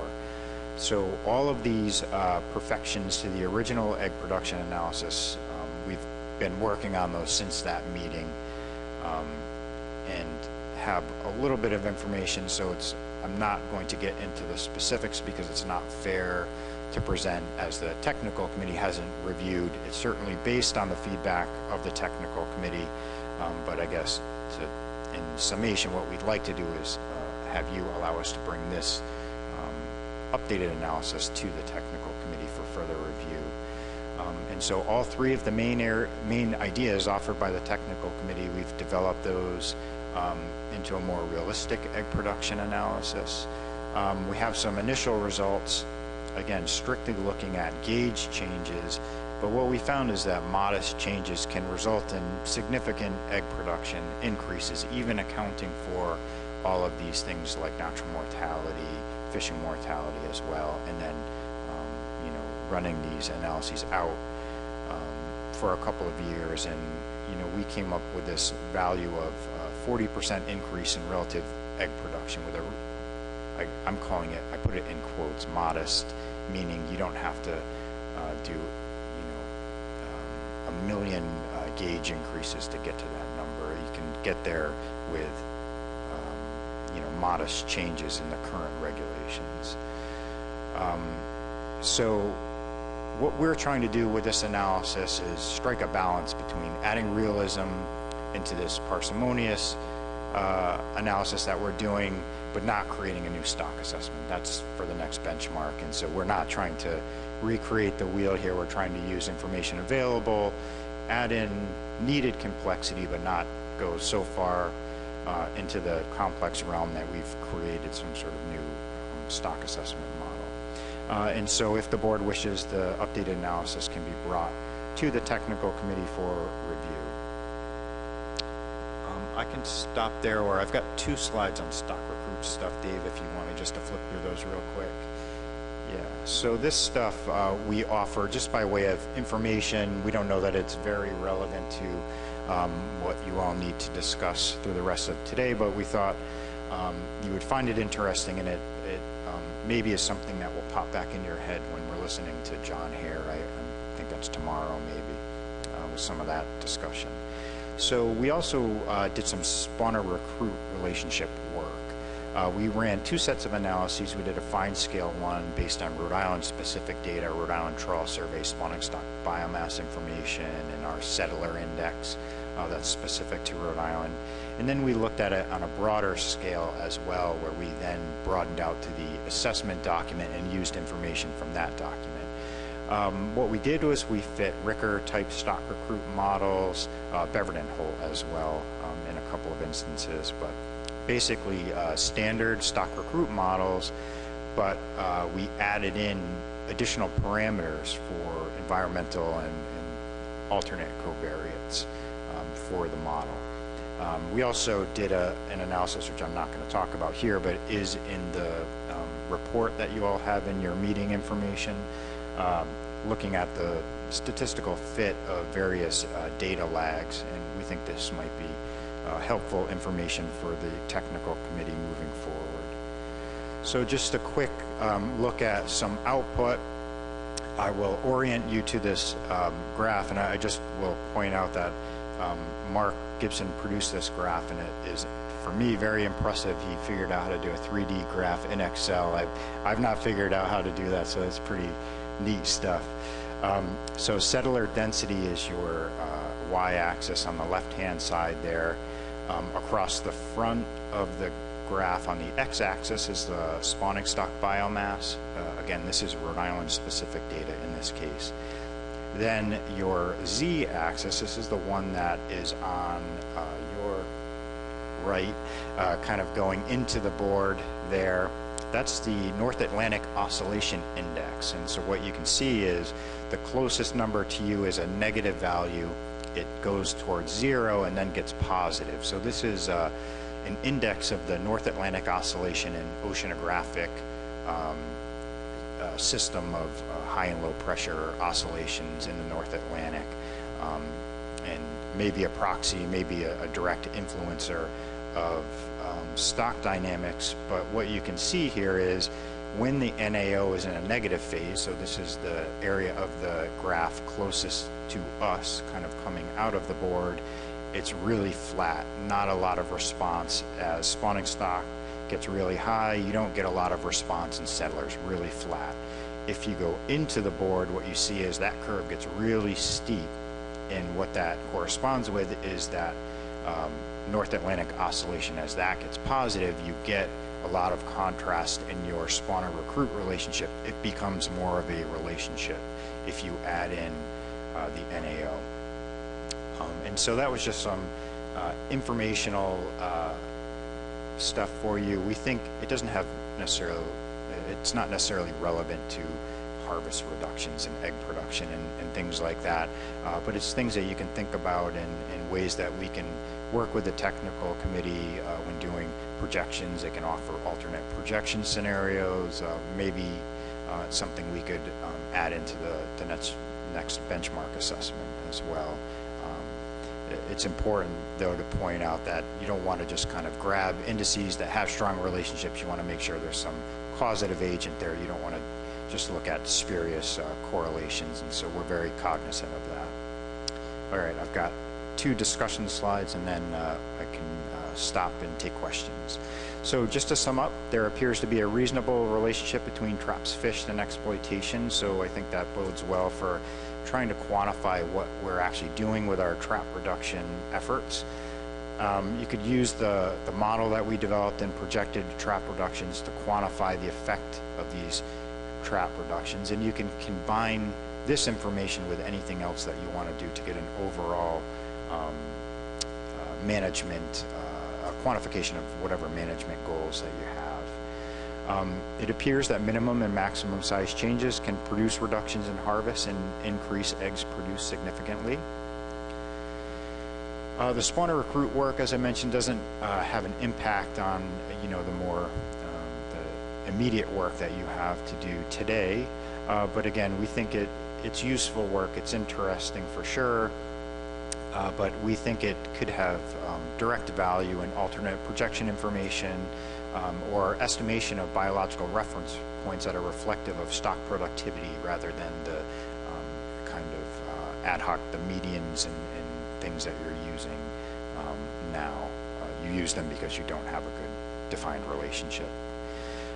As noted, we've already improved the egg production analysis based on the feedback that we got from the technical committee.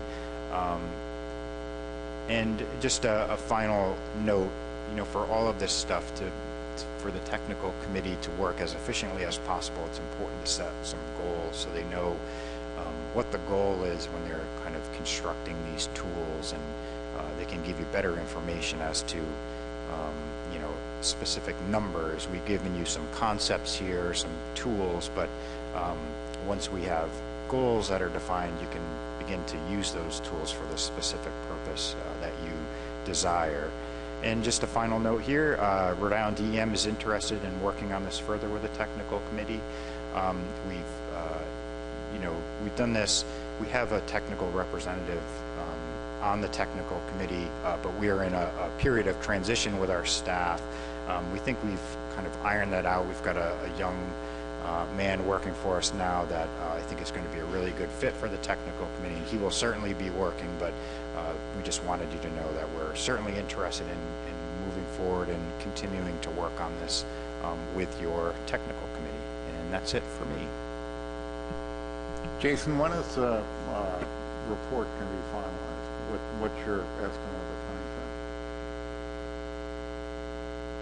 Could you ask that again, Dave? When do you think the final report will be available for the TC to review? Oh, for the updated egg production analysis, I've got a draft of it from Connor McManus in my inbox right now, so relatively soon. Okay, thank you. Richie White? Thank you, Mr. Chair. Could you go back like 5 slides to the 40% egg production increase?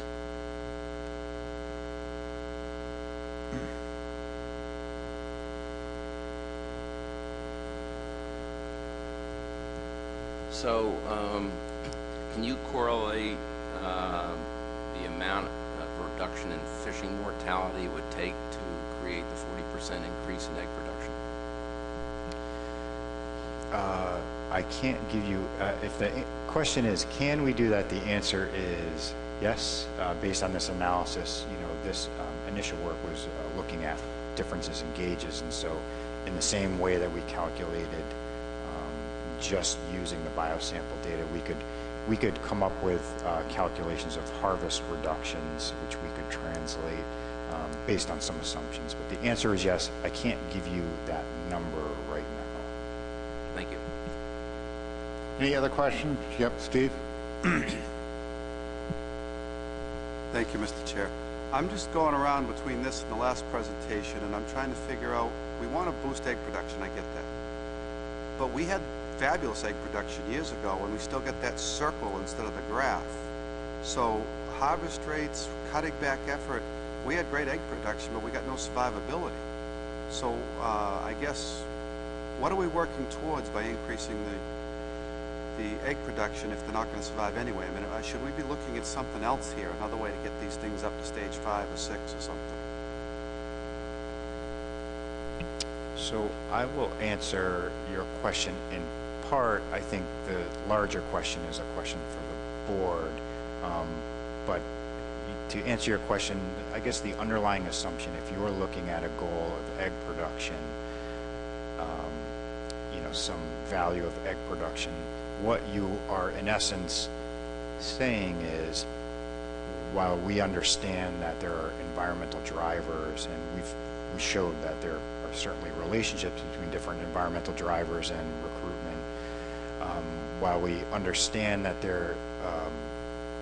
we are in a regime right now where the environmental conditions are not conducive to a large recruitment event, the underlying theme of setting an egg production goal is to put eggs up in the water column at such a level that when the environmental conditions, if and when the environmental conditions do become conducive for recruitment, again, you have the animals there to allow that recruitment event to take place. Doesn't mean it's going to happen just because you pump a bunch of eggs up into the water column. Doesn't mean you're going to get animals on the other side, but you certainly can't if those eggs aren't there and conditions line up. So that's kind of the very high level goal, assumption of the goal, I think, when you're setting an egg production type of a strategy. Anyone else? Yeah, Emerson. Thank you, Mr. Chairman, and thank you, Jason, for your report, and thank you to you and your team for putting this together. Could you go back to that interesting slide that you said market created, the one with the NAO? So where on this plot are we currently? And in what direction is the NAO heading? Are we in the negative correlation or positive correlation? Yep, great question. So we are currently in a negative phase of the NAO, so we would be in that realm that's kind of out towards us in that plot, that really flat section of it. One of the nice things about the NAO, while there is high interannual variability in the NAO, there are, predictive chunks of time when it goes into a negative phase, when it goes into a positive phase. Doesn't mean that every year once you go into a positive phase is, what would be deemed positive. But when you look at these, graphs of the NAO over time, you can see there are these kind of chunks. So it's somewhat predictive, which is the nice thing about it. It's one thing to develop a relationship, but if you can't sort of predict what is going to happen into the future, it doesn't have a lot of value for projections and things like that. So the direct answer to your question is we are in a negative phase of the NAO. If it follows the same cycle that it's followed in the past, we would suspect that in the next 5 years, 7 years, we'd be going into a positive phase. I'm not an expert on the NAO, but that's my understanding of it. And so I think that directly answers your question. Craig? Thank you, Mr. Chairman. I was thinking along, I think, the same lines that Steve was. I'm concerned about, I guess, not moving in a direction where we leave more eggs in the water. But at the same time, I'm concerned that there's such a significant gap between leaving those eggs and seeing positive outcome. Is there a model that would show what would happen if the settlement improved by 10% or 20% or 30%? Do we begin to move toward a target that we want?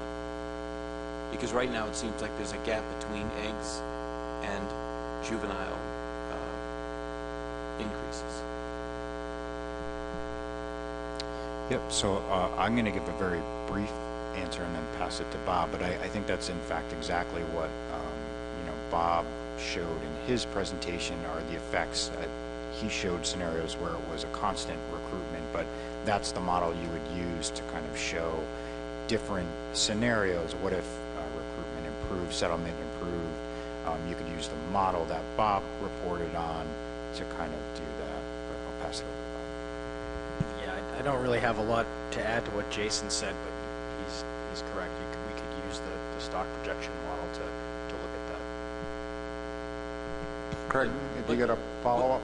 Please, but it doesn't seem, based on what we've been seeing over the last couple of years, that any effort to maintain eggs in the water has created improvement in juvenile production.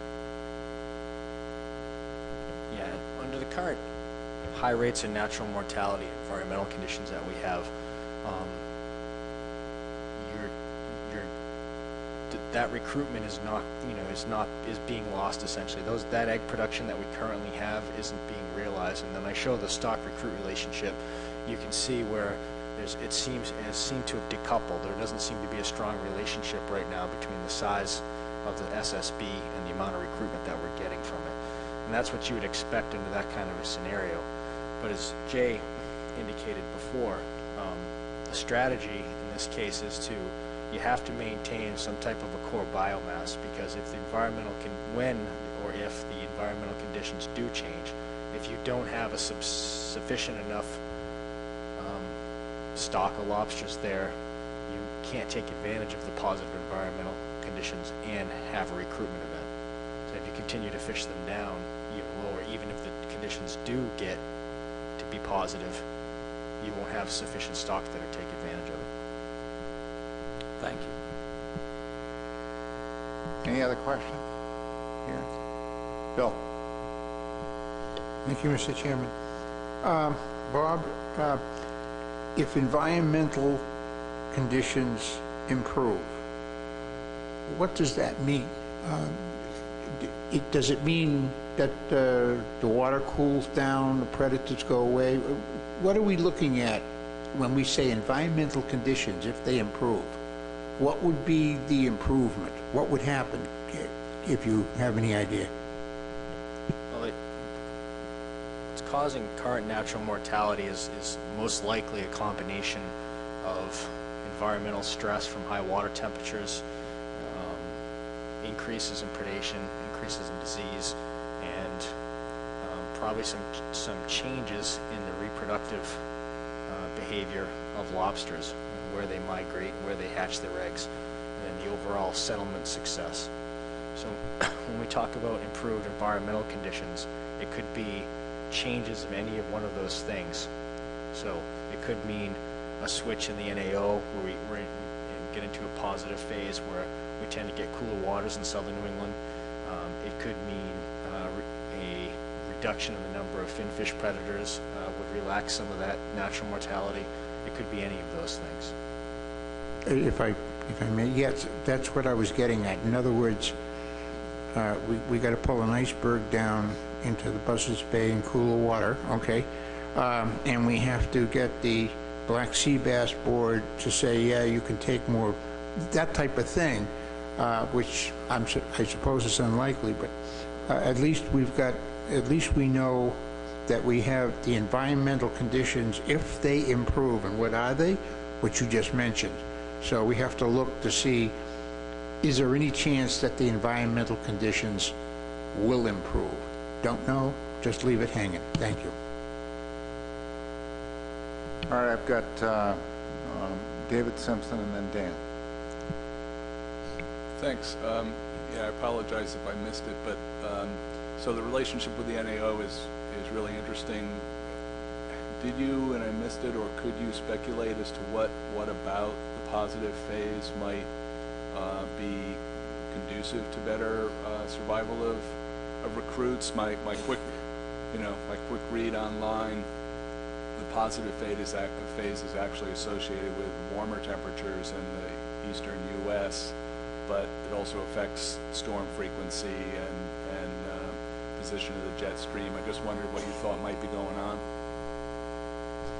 Yeah, it's a great question, and so we've not, we could certainly, I guess, I could speculate right now, I won't. But, you know, it could be a number of things. Temperature is not the only thing that the NAO is aliasing. In fact, the way that I had been thinking about it is it also is a large driver of wind-driven currents as well, and so there may be, you know, something with regard to transport of larvae and things like that. But it, you know, as we know in biology and in oceanography, it's probably not just one thing that we can point our finger at. It's probably a mixture of these things, which is why our jobs are so hard. Dan and then Brandon. Anyone else? Thanks, David. My question is for Bob. Bob, at the February meeting, we looked at a rather large matrix of various statistics that describe the performance of the fishery and also of the stock. And I think you had mentioned that something about very weak year classes that have been detected by the suction sample surveys. So I guess I'd like if you could comment on what you perceive to be the weak year classes that are in the system now that we haven't even seen yet, and when do we see these materialize? What signs should we be looking for over the next few years that this thing's going either off the cliff, or maybe fortunately things get better for reasons that we'll yet to understand? So, as I mentioned in my presentation, that for those projections, that the assumption was that there was constant recruitment at current levels, but the current recruitment in the model that we're seeing right now was based on moderate year classes that settled out in the early 2000s. And if I look at the longest time series of Young of the Year Settlement Index, one that's been a pretty reliable indicator, looking at the Rhode Island Young of the Year Index, starting in 2007 and then getting progressively worse, especially around 2009 through current time, we've seen 9 extremely low settlement events. If you lag how long it takes a lobster to reach the fishery from settlement by, say, 8 years,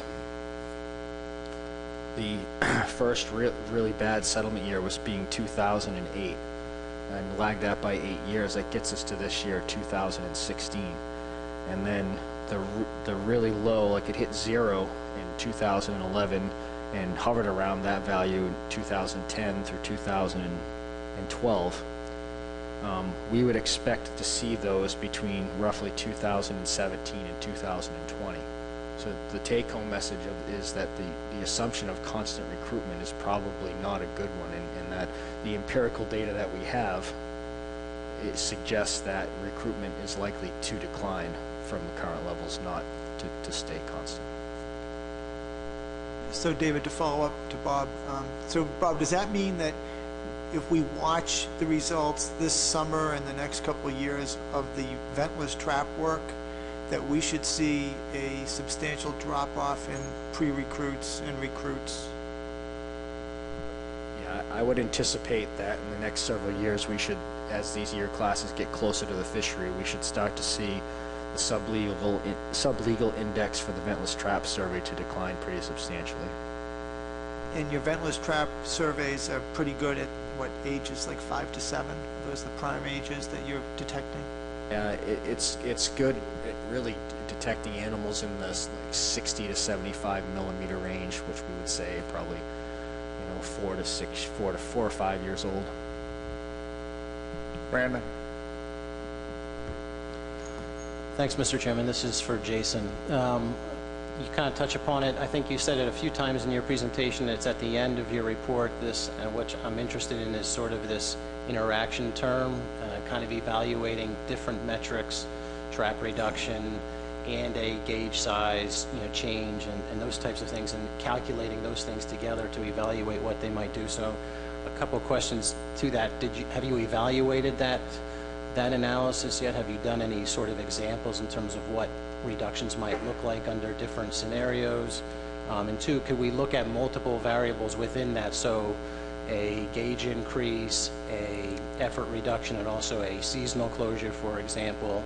And would we need to apply those then across the entire southern New England stock, or do you think there's enough information to do the interaction term at an LMA level?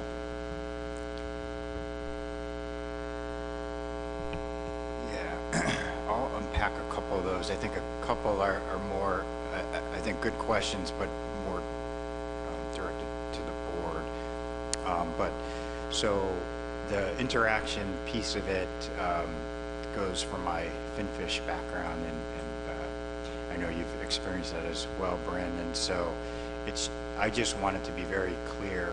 One of the things that there was a lot of interest from the industry as we were kind of moving along with our analyses, and so I just wanted to be very clear that it's not necessarily an additive relationship. If you take 20% reduction over here and a 10% reduction over here, it doesn't equal 30 necessarily. And I just wanted to be very clear about that. We've not taken that next step where we're kind of developing actual on-the-ground scenarios yet, because I think there's still a step that needs to be taken as far as setting the goal, and then we can start to develop the different scenarios of getting to that goal. So we've not done that part of it yet, but I just wanted to have that information out there up front that these things are more complex than just adding them together, and so that was the intent of that section. Sorry if I missed something else that you had asked. Just towards the end, I'm just wondering if you think we could apply something like this. Would it need to apply across the entire southern New England stock, or do you think you could evaluate that at an LMA level or not? Okay.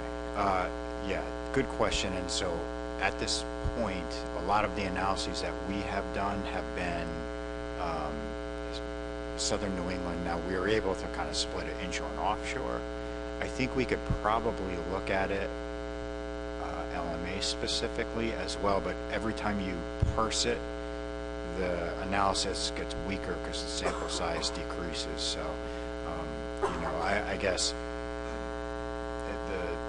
in a broad answer to your question, we've not looked at it LMA specifically. We looked at southern New England, inshore, offshore, but southern New England. I think you could parse it up, but again, if you think back to the finfish days, the more you kind of break this stuff down and make it more and more succinct as far as the space, you lose resolution in your data. Whether that's means it can't be used, I won't say, but it definitely adds variability into the analysis. In some cases, there might not be enough data. I'm not sure. All right, I'm going to have to move on in the interest of time here, so I'm going to take the next report, which is the Plan Development Team report. Megan?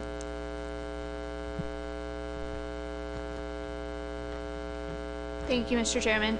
So just to give some context to this presentation, the board asked the PDT in February to come up with some potential objectives and ways to achieve them for Southern New England, and I'm going to be going through those today.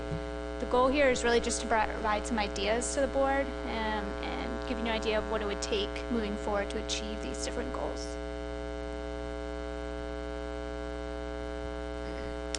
So the PDT met via conference call on March 23rd, and we discussed a range of management options that included increasing the spawning stock biomass through large reductions in harvest to perpetuating the fishery at the potential expense of the stock. We also looked at the pros and cons of standardizing regulations, and I'll go through the different tools we use and kind of address those one by one. One of the things that the PDT discussed really throughout the call was this conflict between increasing spawning stock biomass and perpetuating the fishery, and I think that's also what the board's been kind of grappling with here. So the first objective is to increase spawning stock biomass. From the projections at the last board meeting, that would require an 80 to 90% reduction in F. This would lead to loss of the Southern New England lobster industry, including market space, infrastructure. We do have Jonah crab, so that might be able to minimize some of the economic impacts, but we really don't know the magnitude of what that could help with. Benefits of this objective would include improved recruitment, higher stock abundance, and to achieve this, we could use a moratorium, a quota, a very narrow slot limit, or a long targeted season closure. The second potential objective is to stabilize spawning stock biomass, so this would require a 75% reduction in F, again, according to those projections that we saw in February. We would expect large economic and infrastructure losses similar to those that would be seen with the 80 to 90% reduction. And the goal here, or the benefit, would be preventing further declines in abundance. We could achieve this through a quota, a gauge size change, targeted season closures, trip limits, lower trap limits, or a combination of all of these. And a lot of the tools you'll see are the same for each of the different objectives. It's just going to be the magnitude with which you change those that's going to influence your goal in the end. So our third objective is a 50% reduction in F, and this is kind of the in-the-middle objective, I'll say, that the PDT was striving for.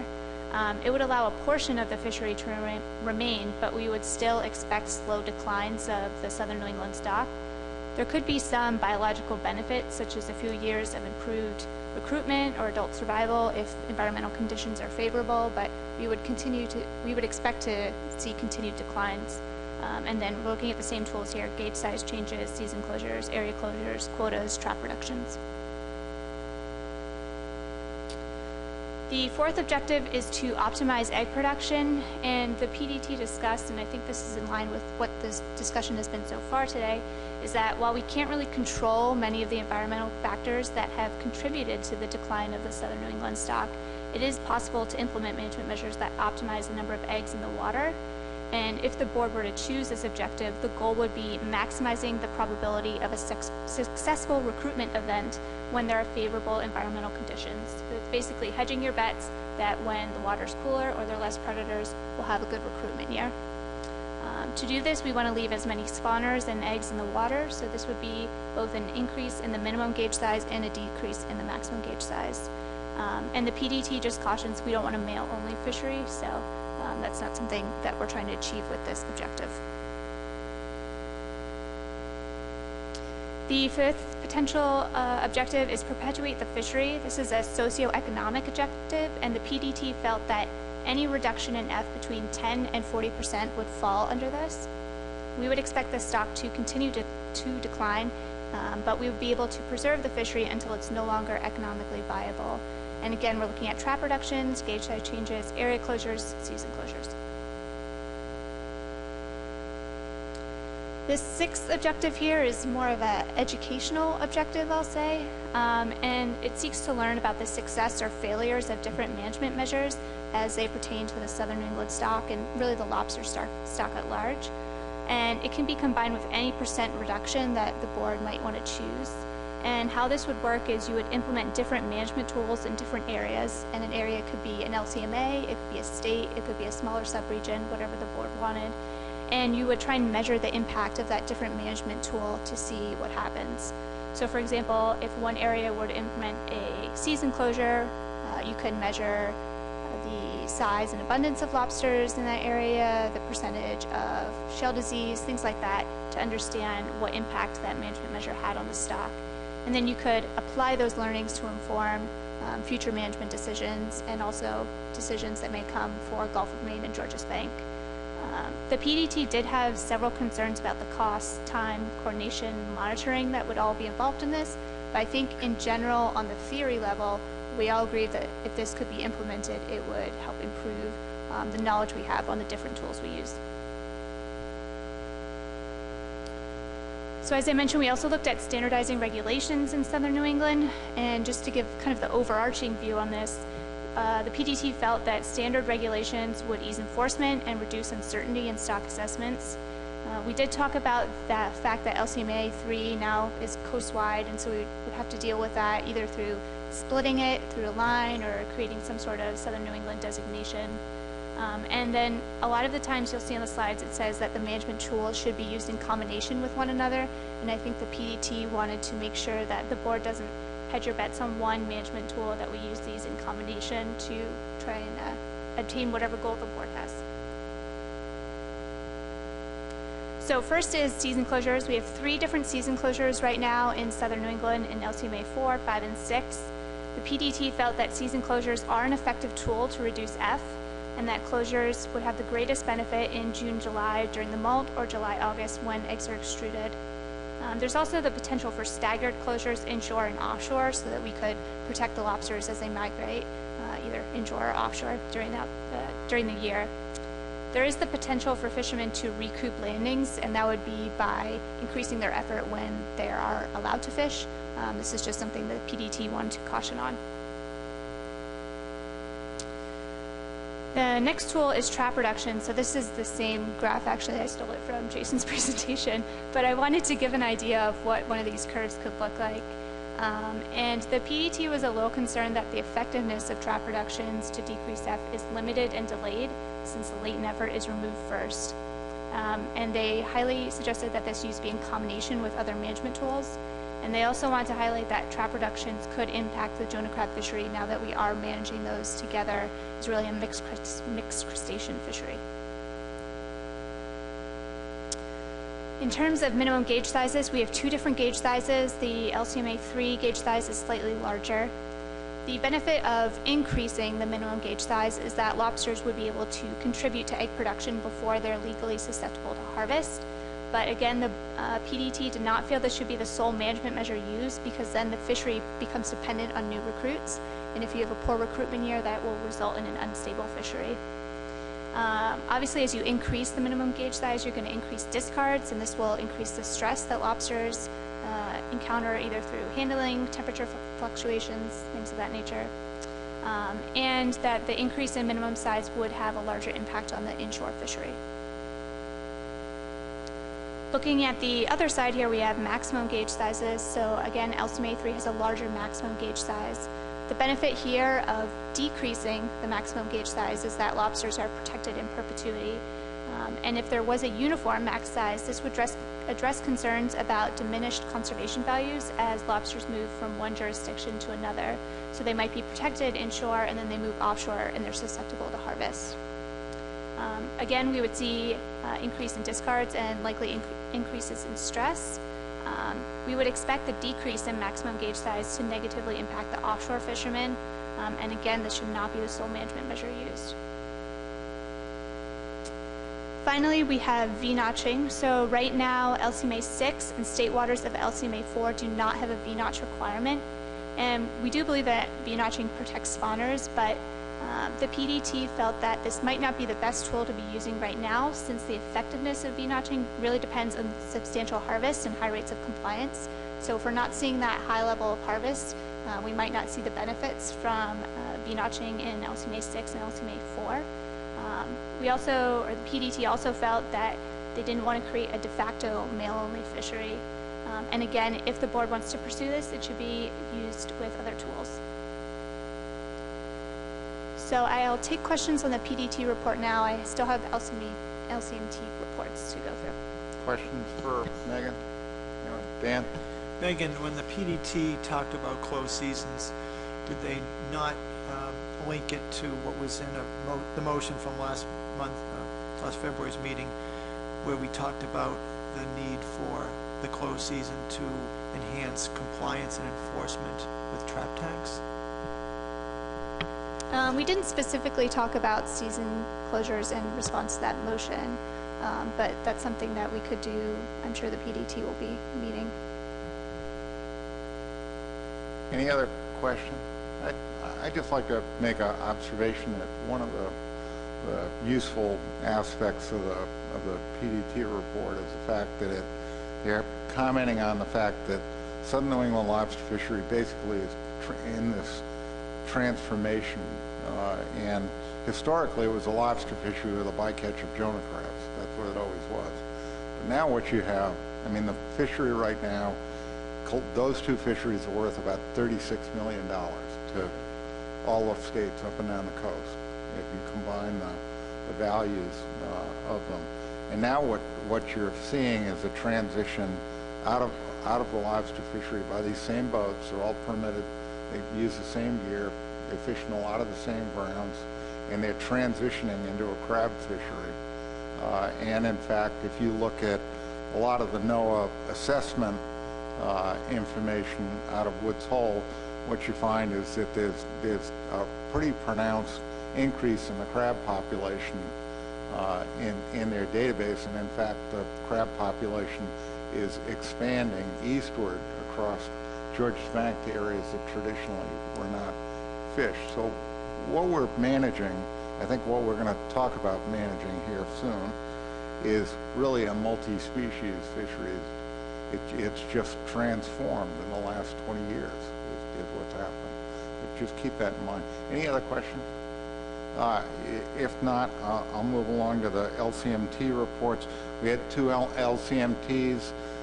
One was Area 3, one was Area 2. Both got together with the state staff and at least initiated a process to try to start to formalize recommendations for the board. So I think it's important to review these. Megan. Thank you, Mr. Chairman. I just want to highlight, I was not actually at these meetings, so I'm just kind of consolidating from what the meeting minutes said. If board members who were there want to comment, that's probably a great idea. But LCMT 2 met on April 6th. There were 20 people in attendance, including 7 members. And I think the purpose and goal of these meetings was really to allow the LCMTs to review the stock assessment and the TC reports to date, and then also trying to begin the discussion on future management and what they might like to see. So the first thing that was discussed at the LCMT 2 meeting was mandatory reporting for all states, and this was tied to the February TC report that highlighted that there are data deficiencies in the lobster fishery specifically for federal landings, and so they are suggesting mandatory reporting for all states. They submitted a letter on water quality and habitat, and I think Beth spoke to that a little bit earlier today, so that can be found in your supplemental materials. Given that they are currently going through a 50% reduction in traps, they are proposing that there be no minimum size increase or season closure in Area 2.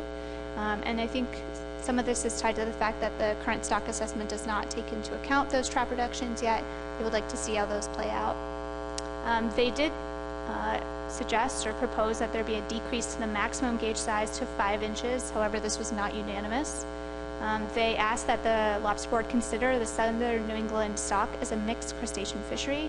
And as an industry, they said they would pursue funds for the tagging studies that Bob mentioned in his TC report. We also had LCMT3 meet on April 8th. There were 9 people in attendance, 6 members, and then I also believe there were 3 emails from members who could not attend. So what they're proposing is a 6-inch maximum gauge size, and this would be reduced by a 1/4 of inch over 3 years. They're currently at 6 3/4 inches.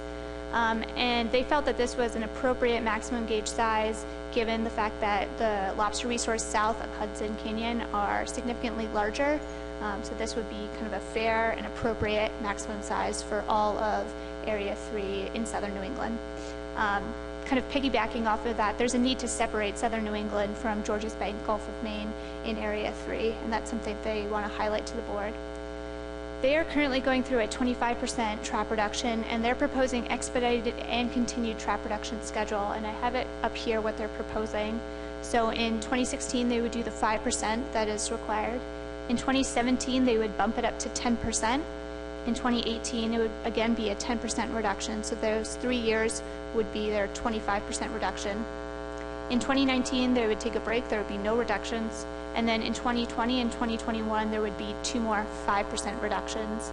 In the parentheses there, I have the potential trap caps. So they're proposing that the trap caps be reduced in those first 3 years, but that they not be reduced in the additional 2 years.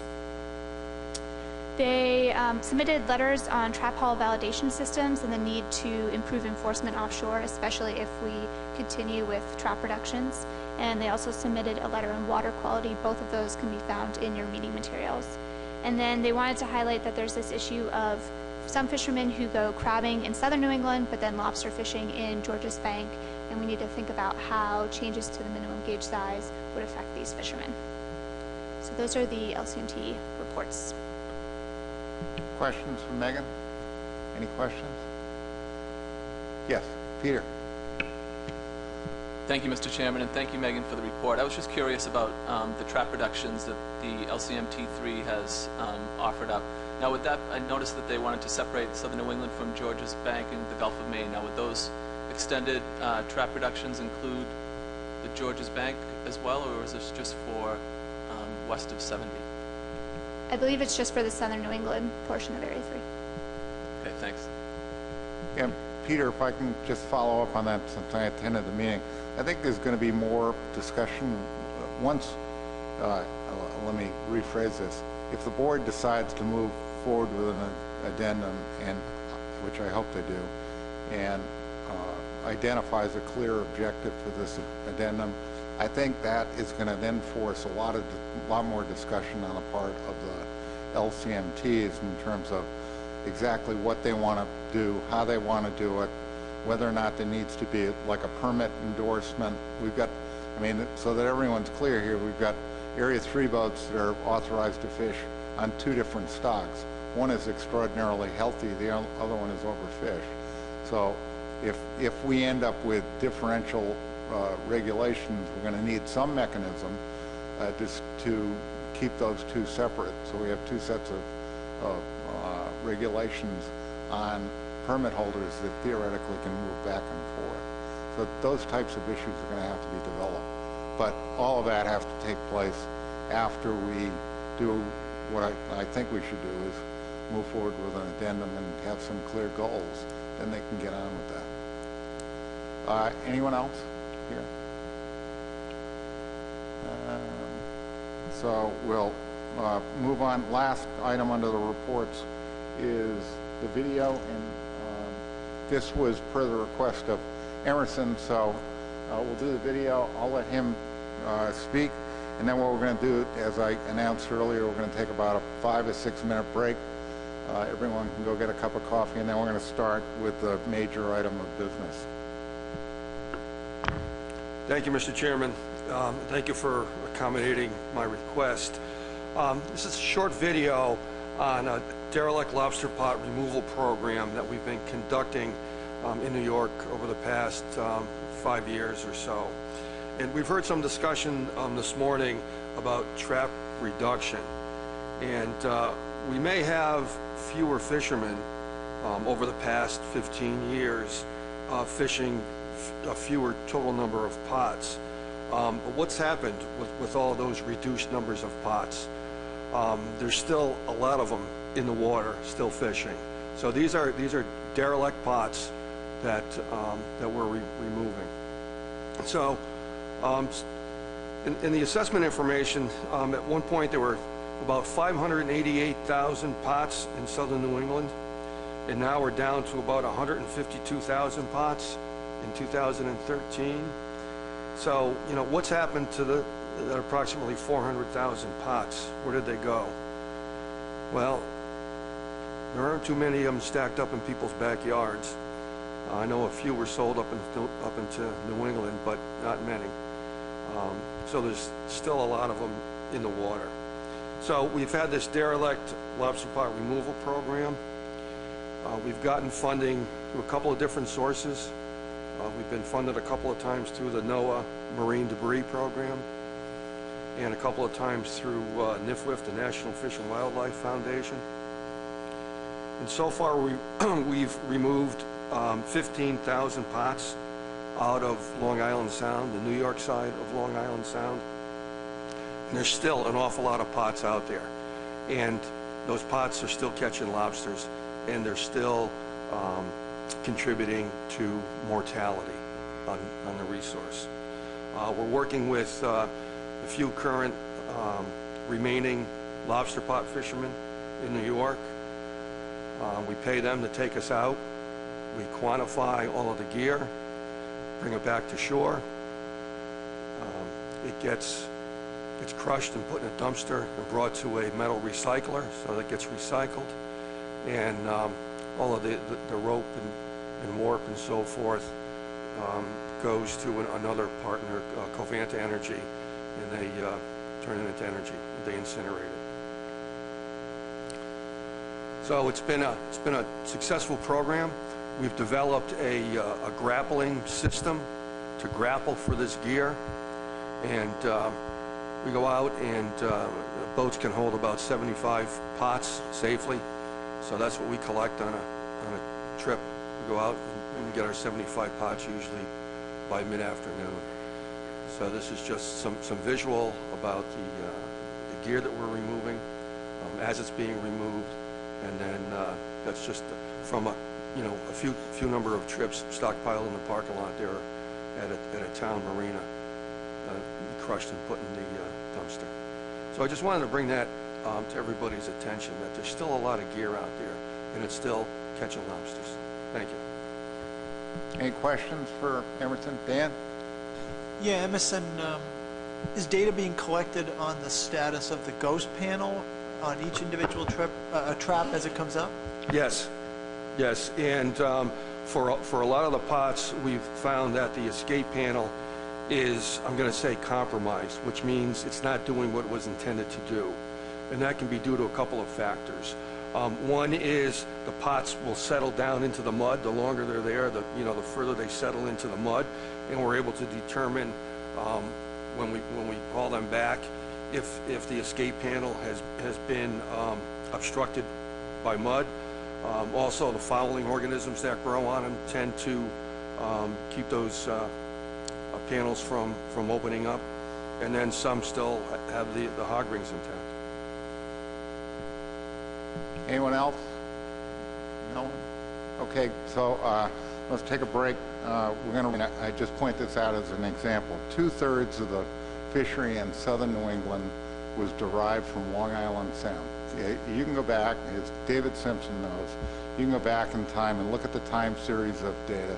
New York and Connecticut landed 2/3 of the catch in the entire area. So, I mean, given that fact, and given the fact that the resource in that particular area is just a remnant of what it was, I think David at one of the previous meetings indicated that it was like less than 5% of the historic rate in the area.